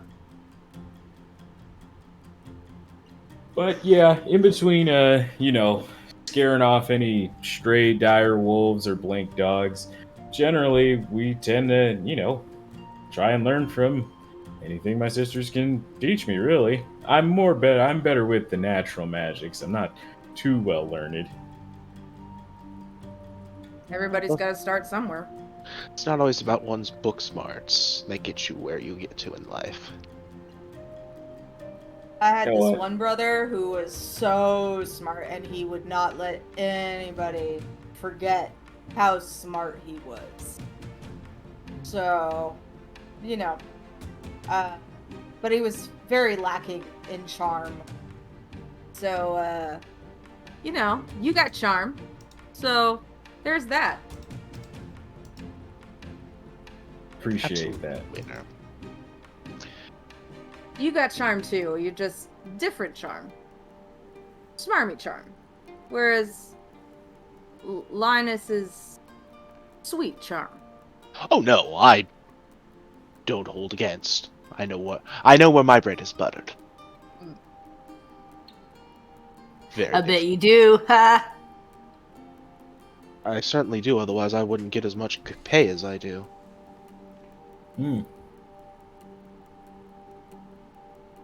Well, Addie, you seem like someone who can enjoy quite a drink, perhaps. Maybe I'm being presumptuous, but do you drink? You partake in alcohol? When it's decent. Oh, great. Well, I got something that I wanted you to try, and you see he flips open this large hip pouch that he carries, and you see probably 13 or so different flasks with different colored glasses. And it's well, we got two choices here. I can either start you off with the poodle punch, or I can make you something to ease you into it, basically. Okay, let me ask you this. Which of them has edges to it? If I'm gonna fall down the galley steps, I want to know that I'm falling down the steps. Have you ever had grain alcohol before? Yeah. Well, the poodle punch is about 95% grain alcohol. That one. Okay. And you see Linus starts very cheerfully going through things, and I'm going to cast Goodberry and make 5 or so nourishing raspberries and crush them up and use them as the mix essentially with the grain alcohol. Are you making a fantasy version of an old fashioned? Because that makes me really happy. Oh, just maybe. Because in real life, that's my favorite drink. Perfect. And he'll mix it up, and he'll make sure you'll see that he's starting to do everything, and then he goes, "Oh, right." And he pours everything back into the original containers, and then does it on a box in front of you, so you can see him make the drink. And then he'll mix it up, and he goes, "I don't have a straw, but there you go." It's all right. Cool. And I take my finger and I create a drop of water to put it in there, and that is good, right? Good punch. I enjoy this very much. Do I get healing from that? No, but since it includes a Goodberry in it, you're technically nourished for 8 hours, and you don't have to eat if you don't want to, or drink. Here you go. Nice. Cool. That's awesome. Does anybody want fresh water? Not this swill? Fresh water? Yeah, probably. Dumb I think self. getting What's a left? couple skins is probably a good idea. I just take out an empty barrel. I make sure it's all dumped out, and I create water. And just create a barrel of fresh water because I forgot to do it earlier. There you go. Fresh water. Perfect. Now This we is can why I get kept her properly around for a long trashed. time. Gotta hydrate, you know. One of those poodle punches, glass of water. All right, we're not having any hangovers. I'm not taking any excuses tomorrow morning. You gotta pull your weight. And bathe. Yeah. Red. I don't weigh very much. Hey, I've made it a rule now that all of us, including me, I'm satisfied.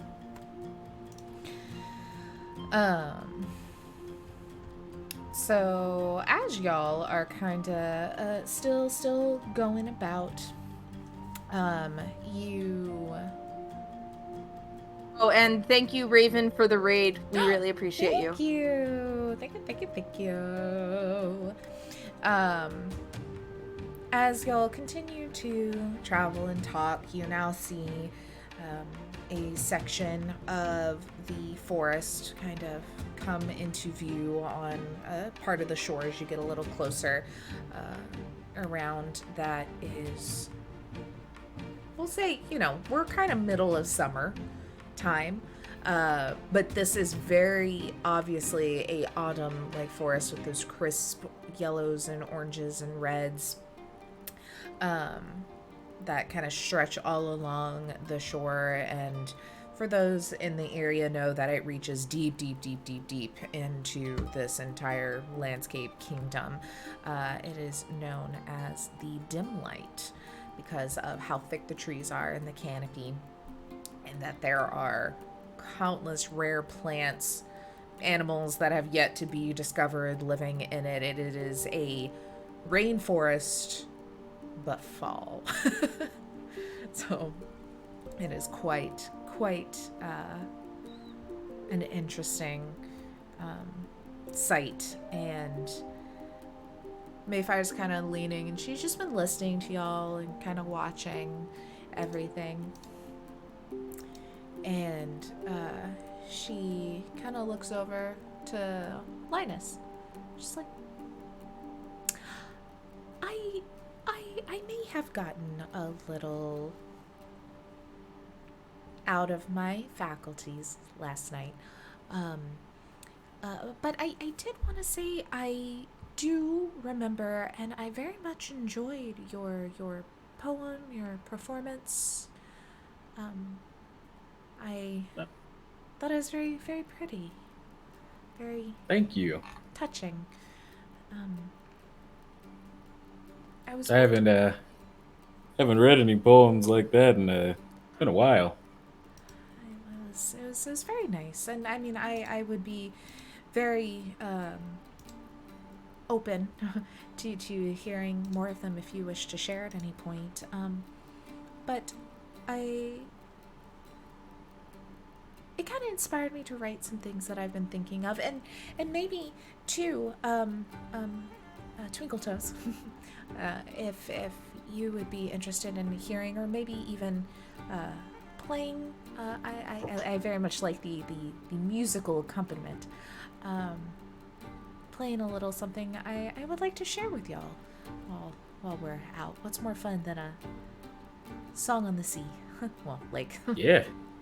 Sure, we can do that, and we'll strike up something a little light and backgroundish to go on.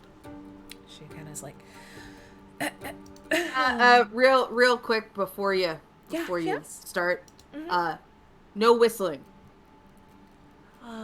Okay. I'm not very good at whistling anyway. Okay, just making sure it makes the sailors nervous. Oh, fair. Okay. And she kind of like clears her throat. Everyone who has Alchemy, turn it up. But Fall over the floorboards. In the house of Azure trails blood to the lake. There's a woman who's fallen that the old man can't feel warmth. But he does not tremble and he does not shake. So he follows the artery up to the orchard, where the blaze under earth makes its glory expel, and the particles all lining up for its torture. But he does not falter, no, he does not fail. To the walls of gray moss and the gardens of glowlight, where the frames of great archers such power to wield, and he whispers and bellows with sparks in his side, but he loses his footing 'cause he does not yield. And so into the caves they made blue into blurry, and the seasons they slowed like the depths of the lake, and the ones that all love him they started to worry. But he does not tremble, he does not shake. No, he does not tremble and he does not shake.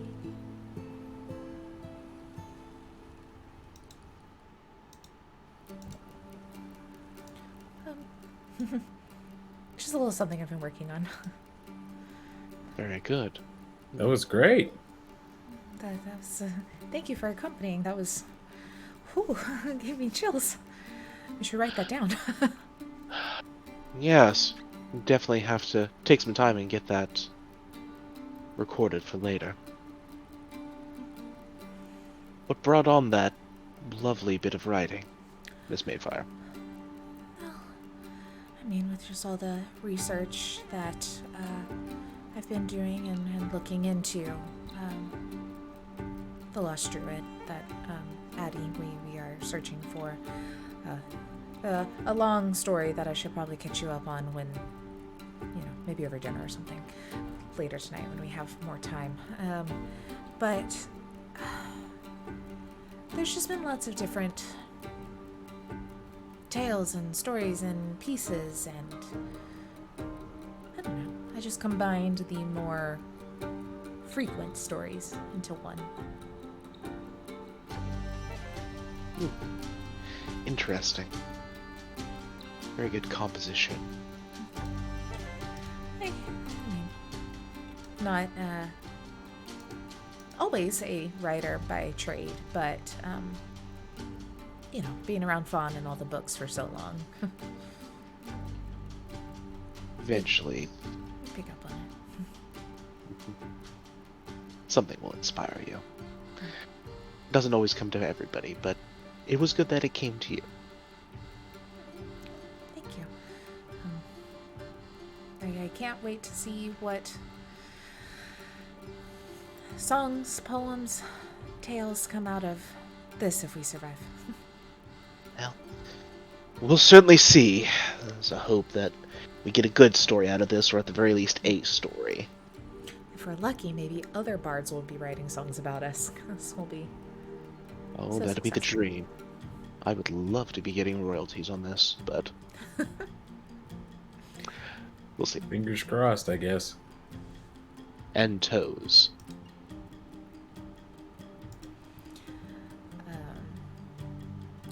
Y'all continue on, passing, various other landmarks across the lake, the mountains kind of coming up. You get a little closer to the large wall that is left from some civilization before y'all. And after a bit, let me find the right person. You see a woman comes up from the bottom. The sun's kind of starting to get a little low. And she kind of walks up, just barely getting her head above the stairs down. Very rail thin. She kind of looks up.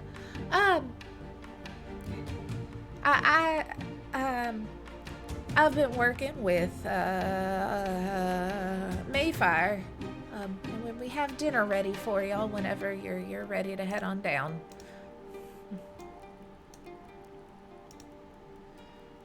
Suppose we should try some of this. I should know her name, right? Oh yeah, for sure. So it is Soon Lisa. Thanks, Soon. Oh, anytime, Addie. I made sure they didn't put too much paprika in it. I know you're not the biggest fan of it sometimes, so it was quite the fight. It hits the back of my throat. Weird. It's fine. I bet it does. Are you wanting to find out? I do like big ladies. I do like big people. Uh-huh. Alright. Dinner first. Let's see how the chili is. Is that some sort of innuendo? What are you kids talking about? I'll tell you about it later soon. It's alright. Okay. Come on, it's gonna get cold. I had to turn the heat off because, it's hot down there. I may be thin, but I'm hot. Yeah, you are.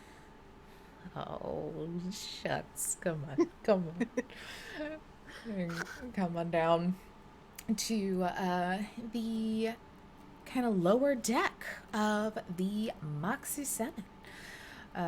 You walk down the stairs and you're kind of in just the main cargo area. There are 2 doors that kind of, I don't know the left or right side, but to one side there are 2 doors that open up that have some actual bedrooms. I would say probably one of them is Soon's, and then the other is definitely Addie's, that are reserved for the favorites of Reds. At the front of the boat, there is the section that has a couple of different bunks and everything that y'all have stowed your things into. And then the back is the galley.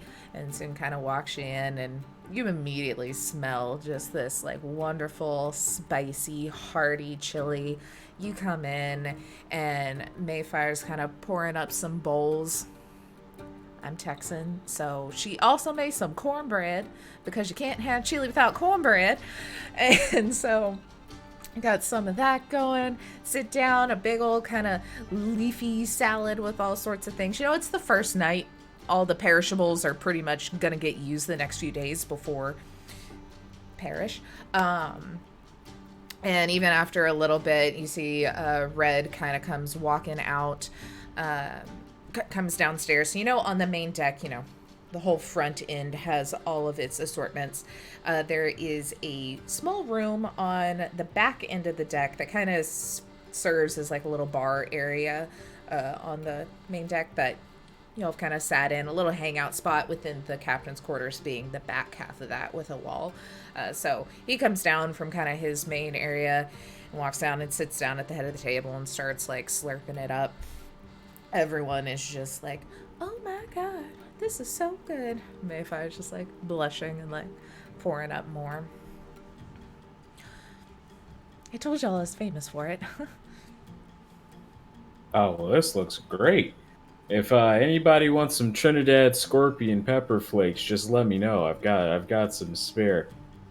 Oh, I forgot to tell you. I did find you. I don't know necessarily if they were ghost peppers. But they were much hotter than anything I'd ever seen. And she kind of goes under to a little desk and pulls out. She's like, they had some dried ones and then a couple of fresh ones, so I grabbed you both. Oh, perfect. And I'll take them and like smell them. Oh yeah. Yep, those are good. Oh, okay, good. Yeah, I just now kind of got feeling back in my tongue from trying one to make sure it's actually spicy. I probably could have just sniffed it first, too. Oh, surely it can't be that bad. And Derrin will snatch one quickly and just like plop it into his Yeah. mouth. Oh boy. You're chewing. It's a little sweet. I'm like, okay. Mayfire's eyes are just like saucers. Roll a Constitution save, please. Yeah. Yes, we must have a bit of hubris. As a treat. Nat one. Okay. Well, that's not is that a save? That's close enough. Let's go for it. Boop. Yeah, there we go. That was an Oh. intelligence Oh, it's save. intelligence. Well, it wasn't very intelligent, so we'll say that much at least. Yeah, so you failed that, so you ate it. Amazing. Oh, wow! Net What? 20. There you go. Derrin, you pop that. What's going through your head? How do you handle yourself with a natural 20 on this save? He definitely feels the burn, but he's not like immediately like going spare over it. He doesn't need to like douse his tongue or anything. It's just like this little shiver, maybe like a slight sheen of sweat on the brow, and it's like, oh, that is very potent. I don't think I'll be able to do that again. Thank you for letting me demonstrate what you shouldn't do with peppers like these. He's got this, Yeah. like, almost rictus grin. Oh boy. No problem. Mm. And I'll pull out this little like pouch and sprinkle like a good pinch of the flakes into my chili, and I'll go. These dried flakes are only about 1.6 million Scoville, so they're pretty hot, but not the hottest thing ever. Addie takes out some dried seaweed and puts that on their chili and eats it like that. You know, I like crunch with mine. Lelbeth is just going ham. She's got a big, like, fistful of cornbread in one hand, and her other hand is just slopping it into her mouth and just taking a bite like an apple out of the cornbread, and just like, and not even like swallowing the cornbread, putting like spoonfuls of chili on top of the cornbread inside of her mouth, and just gobbling, just like, she's not waiting for anything else. She's very excited about chili. Are you sure you're not part halfling? Mouth full, it coming out the sides of her mouth. She looks up, looks directly into your eye, and says, "I don't know who my dad is. Could have been," and then goes back to eating. All right then. Oh my goodness. Mayfire, this is great. Good job. Thank you. I'm glad you enjoyed it. I thought we would have enough for tomorrow with eggs, but it doesn't seem like we will. Maybe I'll make more. I can probably make some more. Before. You But won't have y'all enough. ever had an egg? A fried egg on leftover chili? Also, leftover chili, if you leave it overnight, I don't know the science of it, but when I had it before, we would always enjoy it much more the second night, because things like flavors were enhanced or something. I don't know. The cooks tried to tell me, and I didn't figure it out. The cooks would tell me that the spices had more of a chance to mingle and produce a new generation of flavor. I Sure, don't know if that. it's the same thing, but Probably. Always made a good turn. You see another gnome gentleman kind of walks in, hops up on one of the chairs, Mayfire hands it over. He starts eating. All of you would have at least met him for a second. Obviously, Addie knowing him very well. Name's Wix. He's the quartermaster for the ship. And he's just like, Hey, Wix, you got any spare whetstones in the armory? what do you need one for? May have gotten into a fight before we left port and I forgot to clean my blade. We have been on the water for 8-9 hours, and you're just now thinking about this? It's gonna be a mess to clean. There were a ton of new people to meet, so... Since when have you cared about people? Since they started talking to me? Fair. Yeah, do you need... Okay, we'll get it cleaned up, I'll sharpened, clean it. I'll clean it overnight. I'm just asking for a whetstone. Yes, there's one out there, you know, the usual spot. There's a couple of them. I want to ask before I take anything so you don't lose your shit on me.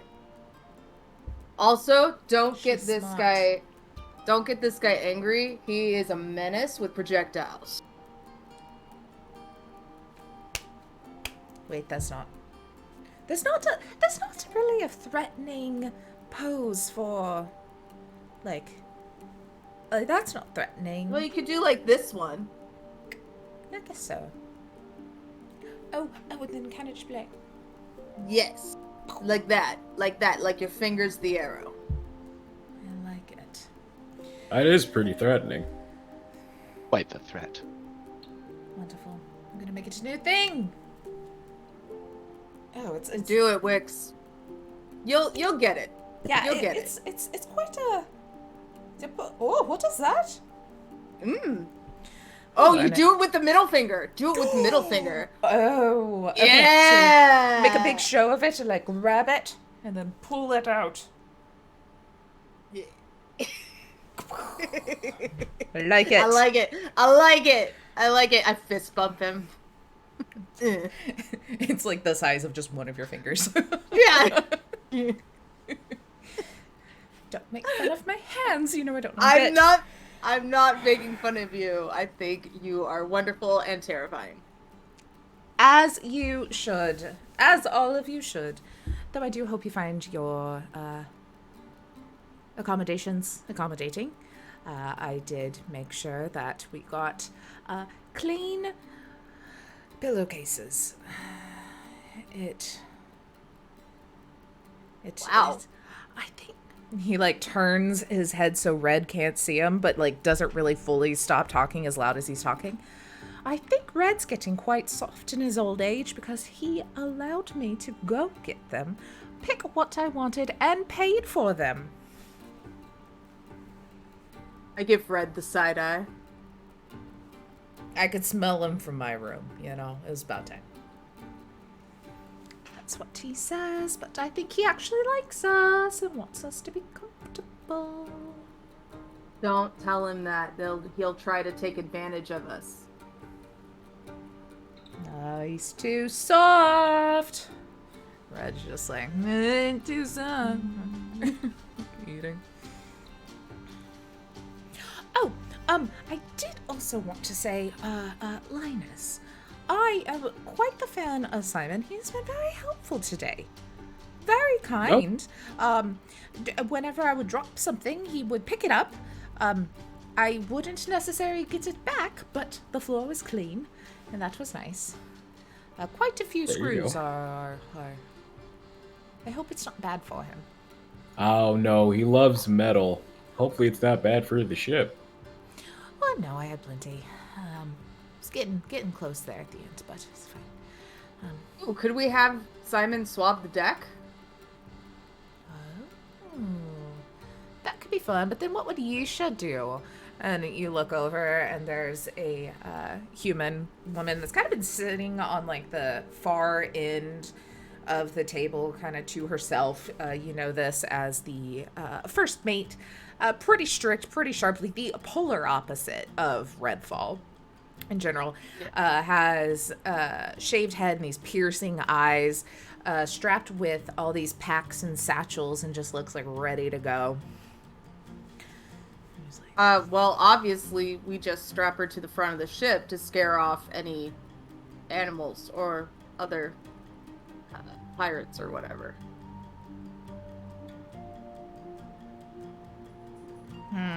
So funny. I haven't heard that joke before. I know, but you're also gorgeous, so it would look good in going into port. Don't flatter me. But it makes you blush sometimes when I'm good at it. You've lost your touch. I'll win you back one day. Maybe you're the one that's gotten soft. So much time out on the water. Why'd you leave us anyway? Red said you didn't run off. Is that what you told them? Oh, time to go check and make sure the boat's still moving. He gets up and walks out. Needless to say, he thought I should explore the world. Some. So I did. How'd that go? Fucking terrible. I hate sleeping on dry land. It sucks. Yeah. I can't really sleep unless I have the rock of the ship anymore. So Right? You get used to it. It's a vibe. It really is. So, yeah. But, Sailors. yeah, pretty much.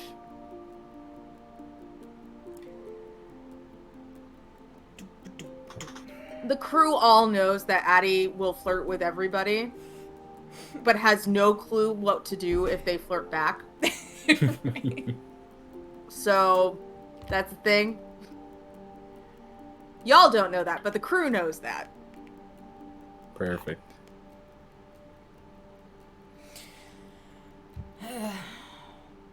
Well, it's getting late. This is kind of the first time you've seen Yisha, so more than likely you saw when you're dropping off some stuff in just the general crew quarters, like a mound of someone sleeping under a blanket on the top bunk. You assume she is now up for the evening. Do you have somebody on night watch with you? Have we set up watches? Look, I just woke up. Right. I assume probably not Wicks. I heard him fucking hammering wood all day. What's he even making? The ship's like old. I don't know. So I assume probably not him. If any of y'all night owls, I take it. Oh, I love sleeping a little too much to be a night owl. I do my best work at night. I'll come Sleep is relieve for you the weak. before dawn. Sleep is for the weak. I like you. Well,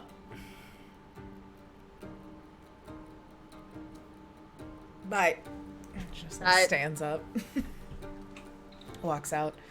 Mayfire's like, A woman. oh, go ahead. I was saying, a woman, a few words.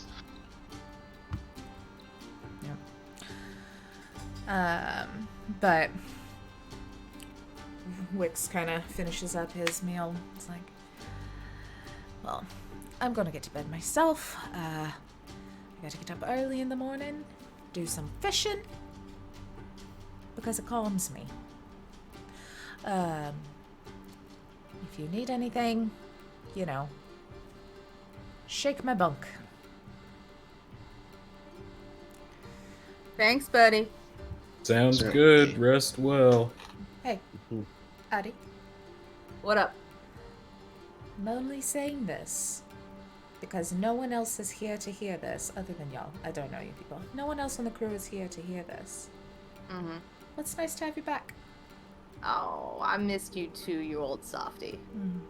Put the whetstone back where you found it when you're done. Yes, sir. Like, flops down and walks off. Ow, my back's doing a weird thing. Oh, don't do that. That's super weird. You can see his, like, kind of little feathered hairdo kind of flitzing in the breeze as he goes.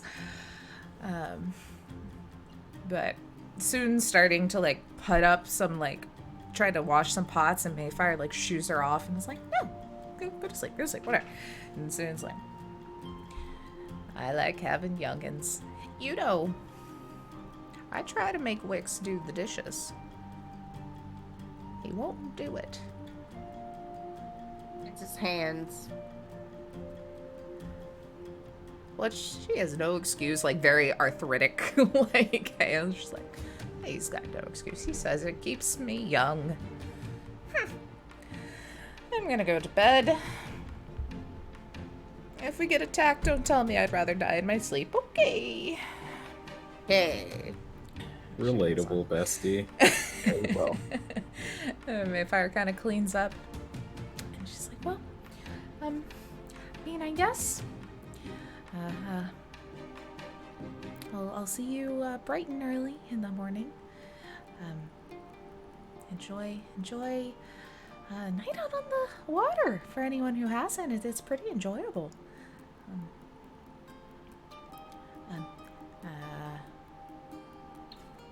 Goodbye. Good Good night. night. Kind of like dries off the last like pot and puts it up. We'll say they're using like another barrel of water, and earlier in the night I was like, can you make some more water? Yeah. Mm-hmm. So. There you go. And Addie will wipe down the table after everybody's done eating and whatnot. Alrighty. So who is staying up with Yisha? And who is going to bed right now? Linus is going to bed. Aaron is staying up because, like he works at night. Lelbeth ate too much chili and has heartburn, so will be staying up. Perfect. And Addie always takes the last watch of the night, so Addie cleans my blade, puts the whetstone back, but puts it just at slightly an off angle just to fuck with Wix, and then goes to bed. Perfect. Now we'll say Derrin and Lelbeth for the portion that y'all stay up, you're kind of traversing around the upper deck, as well as the Bluefin Annex, which is that little bar hangout area on the top deck there. You occasionally hear big loud snores from Red's cabin, which is on the other side of the wall from the Bluefin Annex. Isha occasionally like kind of walking in, mixing up a little cocktails, like this will help with heartburn. This will help with creativity, but not get you too fucked up to help if something bad happens. Perfect. Absolutely perfect. And, like, kind of keeps walking back and forth, and I think that's where we'll wrap it for the night. So that way next week we'll have Reverie back, and y'all can get into the shit of what this terrifying bay is. Oh my goodness. But before we say goodbye, everyone, tell everyone who you are, what you do, where we can find you. We'll start with Marlowe. Hi everyone, I'm Marlowe. You can find me on Twitter at Marlowe Bogwitch. That's Bogwitch with 2 G's. Someone once made the comparison to Snoop Dogg, but because Snoop Dogg also has 2 G's, but I am not nearly as cool as Snoop Dogg. So don't think because we both have 2 G's that you're getting quality content. Like, you're not. It's mostly shit posting. Anyway, you can find me there. I do all kinds of things. I have 2 podcasts I'm working on right now. Sins of the Father, I'm editor and player for. We are kids looking for our missing fathers. We have like lowered our stats are lower than usual. We are in our second season. It's a great show, heartwarming, funny, ridiculous, and sometimes, as the adult players, we are ridiculous and just totally insane. So it's worth listening to just for the just total chaotic energy. On top of that, we also are working on Tales to Inspire. It is a history. It's a history of the world, but with superheroes, starting back from the 1940s, so not that old. But we're fighting Nazis. We're doing our thing. I'm playing a 1940s starlet who has telekinesis and telepathy. She's a badass, but also pretty tragic, and a product of her era. So she is, she's not good with men. She's got men problems. She's got 99 problems, and all of them are men. Same. So check that out. It's really great. I'm a little tired, so I'm a little bit weird right now, but I've had a great time. Thanks, everybody, and you want to work with me, work with me. Reach out. Yeah, Spence, tell us about yourself. Yo, I'm Spence. I go by Resonant Moon on the internet, and I'm usually just teching this amazing game, so I'm really excited to come and bash some heads in and unintentionally, non-lethally kill people. But you can find me on here doing crochet and writing streams for the Thirsty Sword Lesbians campaign on Resonant Moon. You can also look at my link tree that has all my social media links. That's linktr.ee/Resonant Moon. Mostly I'm prolific on TikTok. So like I did this thing and I'm working on a time lapse of how my makeup was done. So yeah, and also yeah, Sundays here, Weave the Tale. I run Thirsty Sword Lesbians, where our amazing heroines are finding out about a rebellion as well in the far future, and that is TSL. Neon Revolution. I know words. It's And also okay. I need- think this is Monday all the time. we made these cute little weavers for the giveaways with Fibermancers for hire. So there's that. Adorable. D, what you got going? That's me. I'm D. Hi.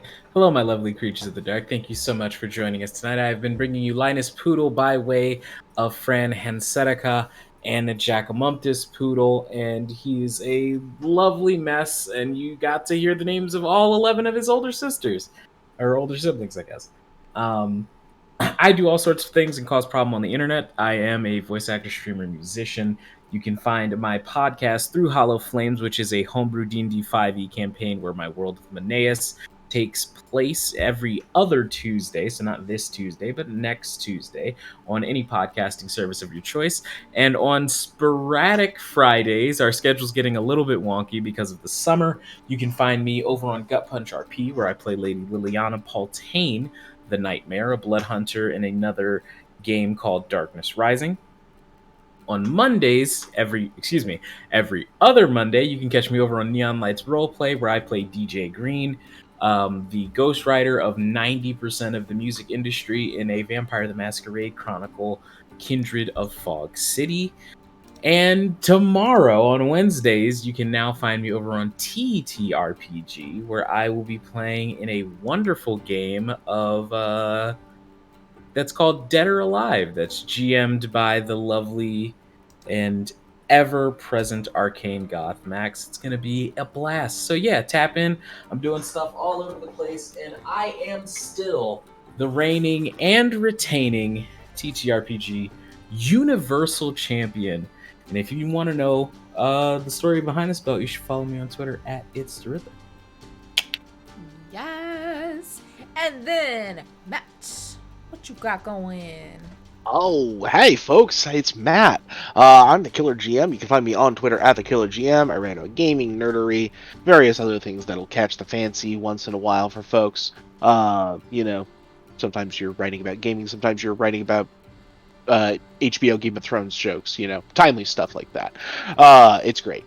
When I'm not here, being a snide, languid bard, I run various games for people in places. Nothing no public shows currently, just because been on a bit of a break, working on a few things, working on some things I can't talk about yet, but soon, trademark. We'll get to talk about things. Otherwise, maybe we'll find some other shows to do at some point. Always have ideas. Too many ideas, not enough time. But follow these lovely people. Take a look at them. Follow their projects. I definitely know a lot of the stuff that Marlowe works on is fantastic. I've worked with some of her people, and Her people know your people. yeah, they do, and it's great. We know people. So yeah, no, that's all there is to it. Take it away, Tay. Awesome, yeah. And then I am at the _potato_ anywhere on the internet that I pay attention to. You can find me here, obviously, every Tuesday and every Friday, as well as at High Shelf Collective, where I run a D&D campaign set in a spooky, terrifying carnival setting. Super fun. It's this Friday, which is our kind of finale before we get into the next book after a summer break. As well as we have some fun coming tomorrow, which y'all should go watch because nothing's happening here tomorrow. So you should go because both of these wonderful people on either side of me are going to be in a Thirsty Sword Lesbians campaign. Or session, so one shot, including Nikki, Beholder to No One, and Darby, who are both Deepak, both on Shadowrun, plus then our wonderful Blair, who does all of our social media stuff, and then the wonderful, amazing GM Hina, who, oh my goodness, so professional, so good, so prepared. I dream to be that level someday. So good. It is going to be amazing. I've been listening to them make all their characters and can't wait. So that is on at High Shelf Collective tomorrow. And then we also do Cyberpunk. We do just like random other fun one-shots and things in the works. I think next Wednesday, I get to flirt with Mitch as we play The Bachelor that Blair's also running. So that'll be fun. Or we're fighting for someone and we're all flirting with Blair. I don't know how it's gonna work. I just know this. Look, this is a month of love and flirting on High Shelf Collective, y'all. What better thing to do during Pride than just flirt with your friends? Happy times. I mean, if you can't make out with your friends, who can you make out with? Right though, that's what I'm saying. Come on. Then here, obviously, check in on Thursday. We're gonna have some Pathfinder coming back. On Friday at 3:30 p.m. we have Autumn of the Firefly Season 2 of Shadowrun. Saturday at 6 p.m. we have Emotional Drive, which is Necrobiotic. And then Sunday, 3 p.m. Neon Revolution, which is Thirsty Sword Lesbians. So, guys, there's so much going on. I think that's it. Everybody have a great rest of your week. See you tomorrow on High Shelf Collective for more Thirsty Sword Lesbians and all the other wonderful projects everybody here is working on. And then next Tuesday for the chaos that I'm sure will ensue with this crew on the open water. Everybody, goodbye. Everybody just wave and smile. Smile and wave, boys. Smile and wave. What was that? Nemo. Finding Nemo. Good night. It was Madagascar. Madagascar. I thought it was like the little mine in my head. It was not that. No, It was the no, penguins. it was the penguins. It was the penguins. I'm on it. I know what's going on.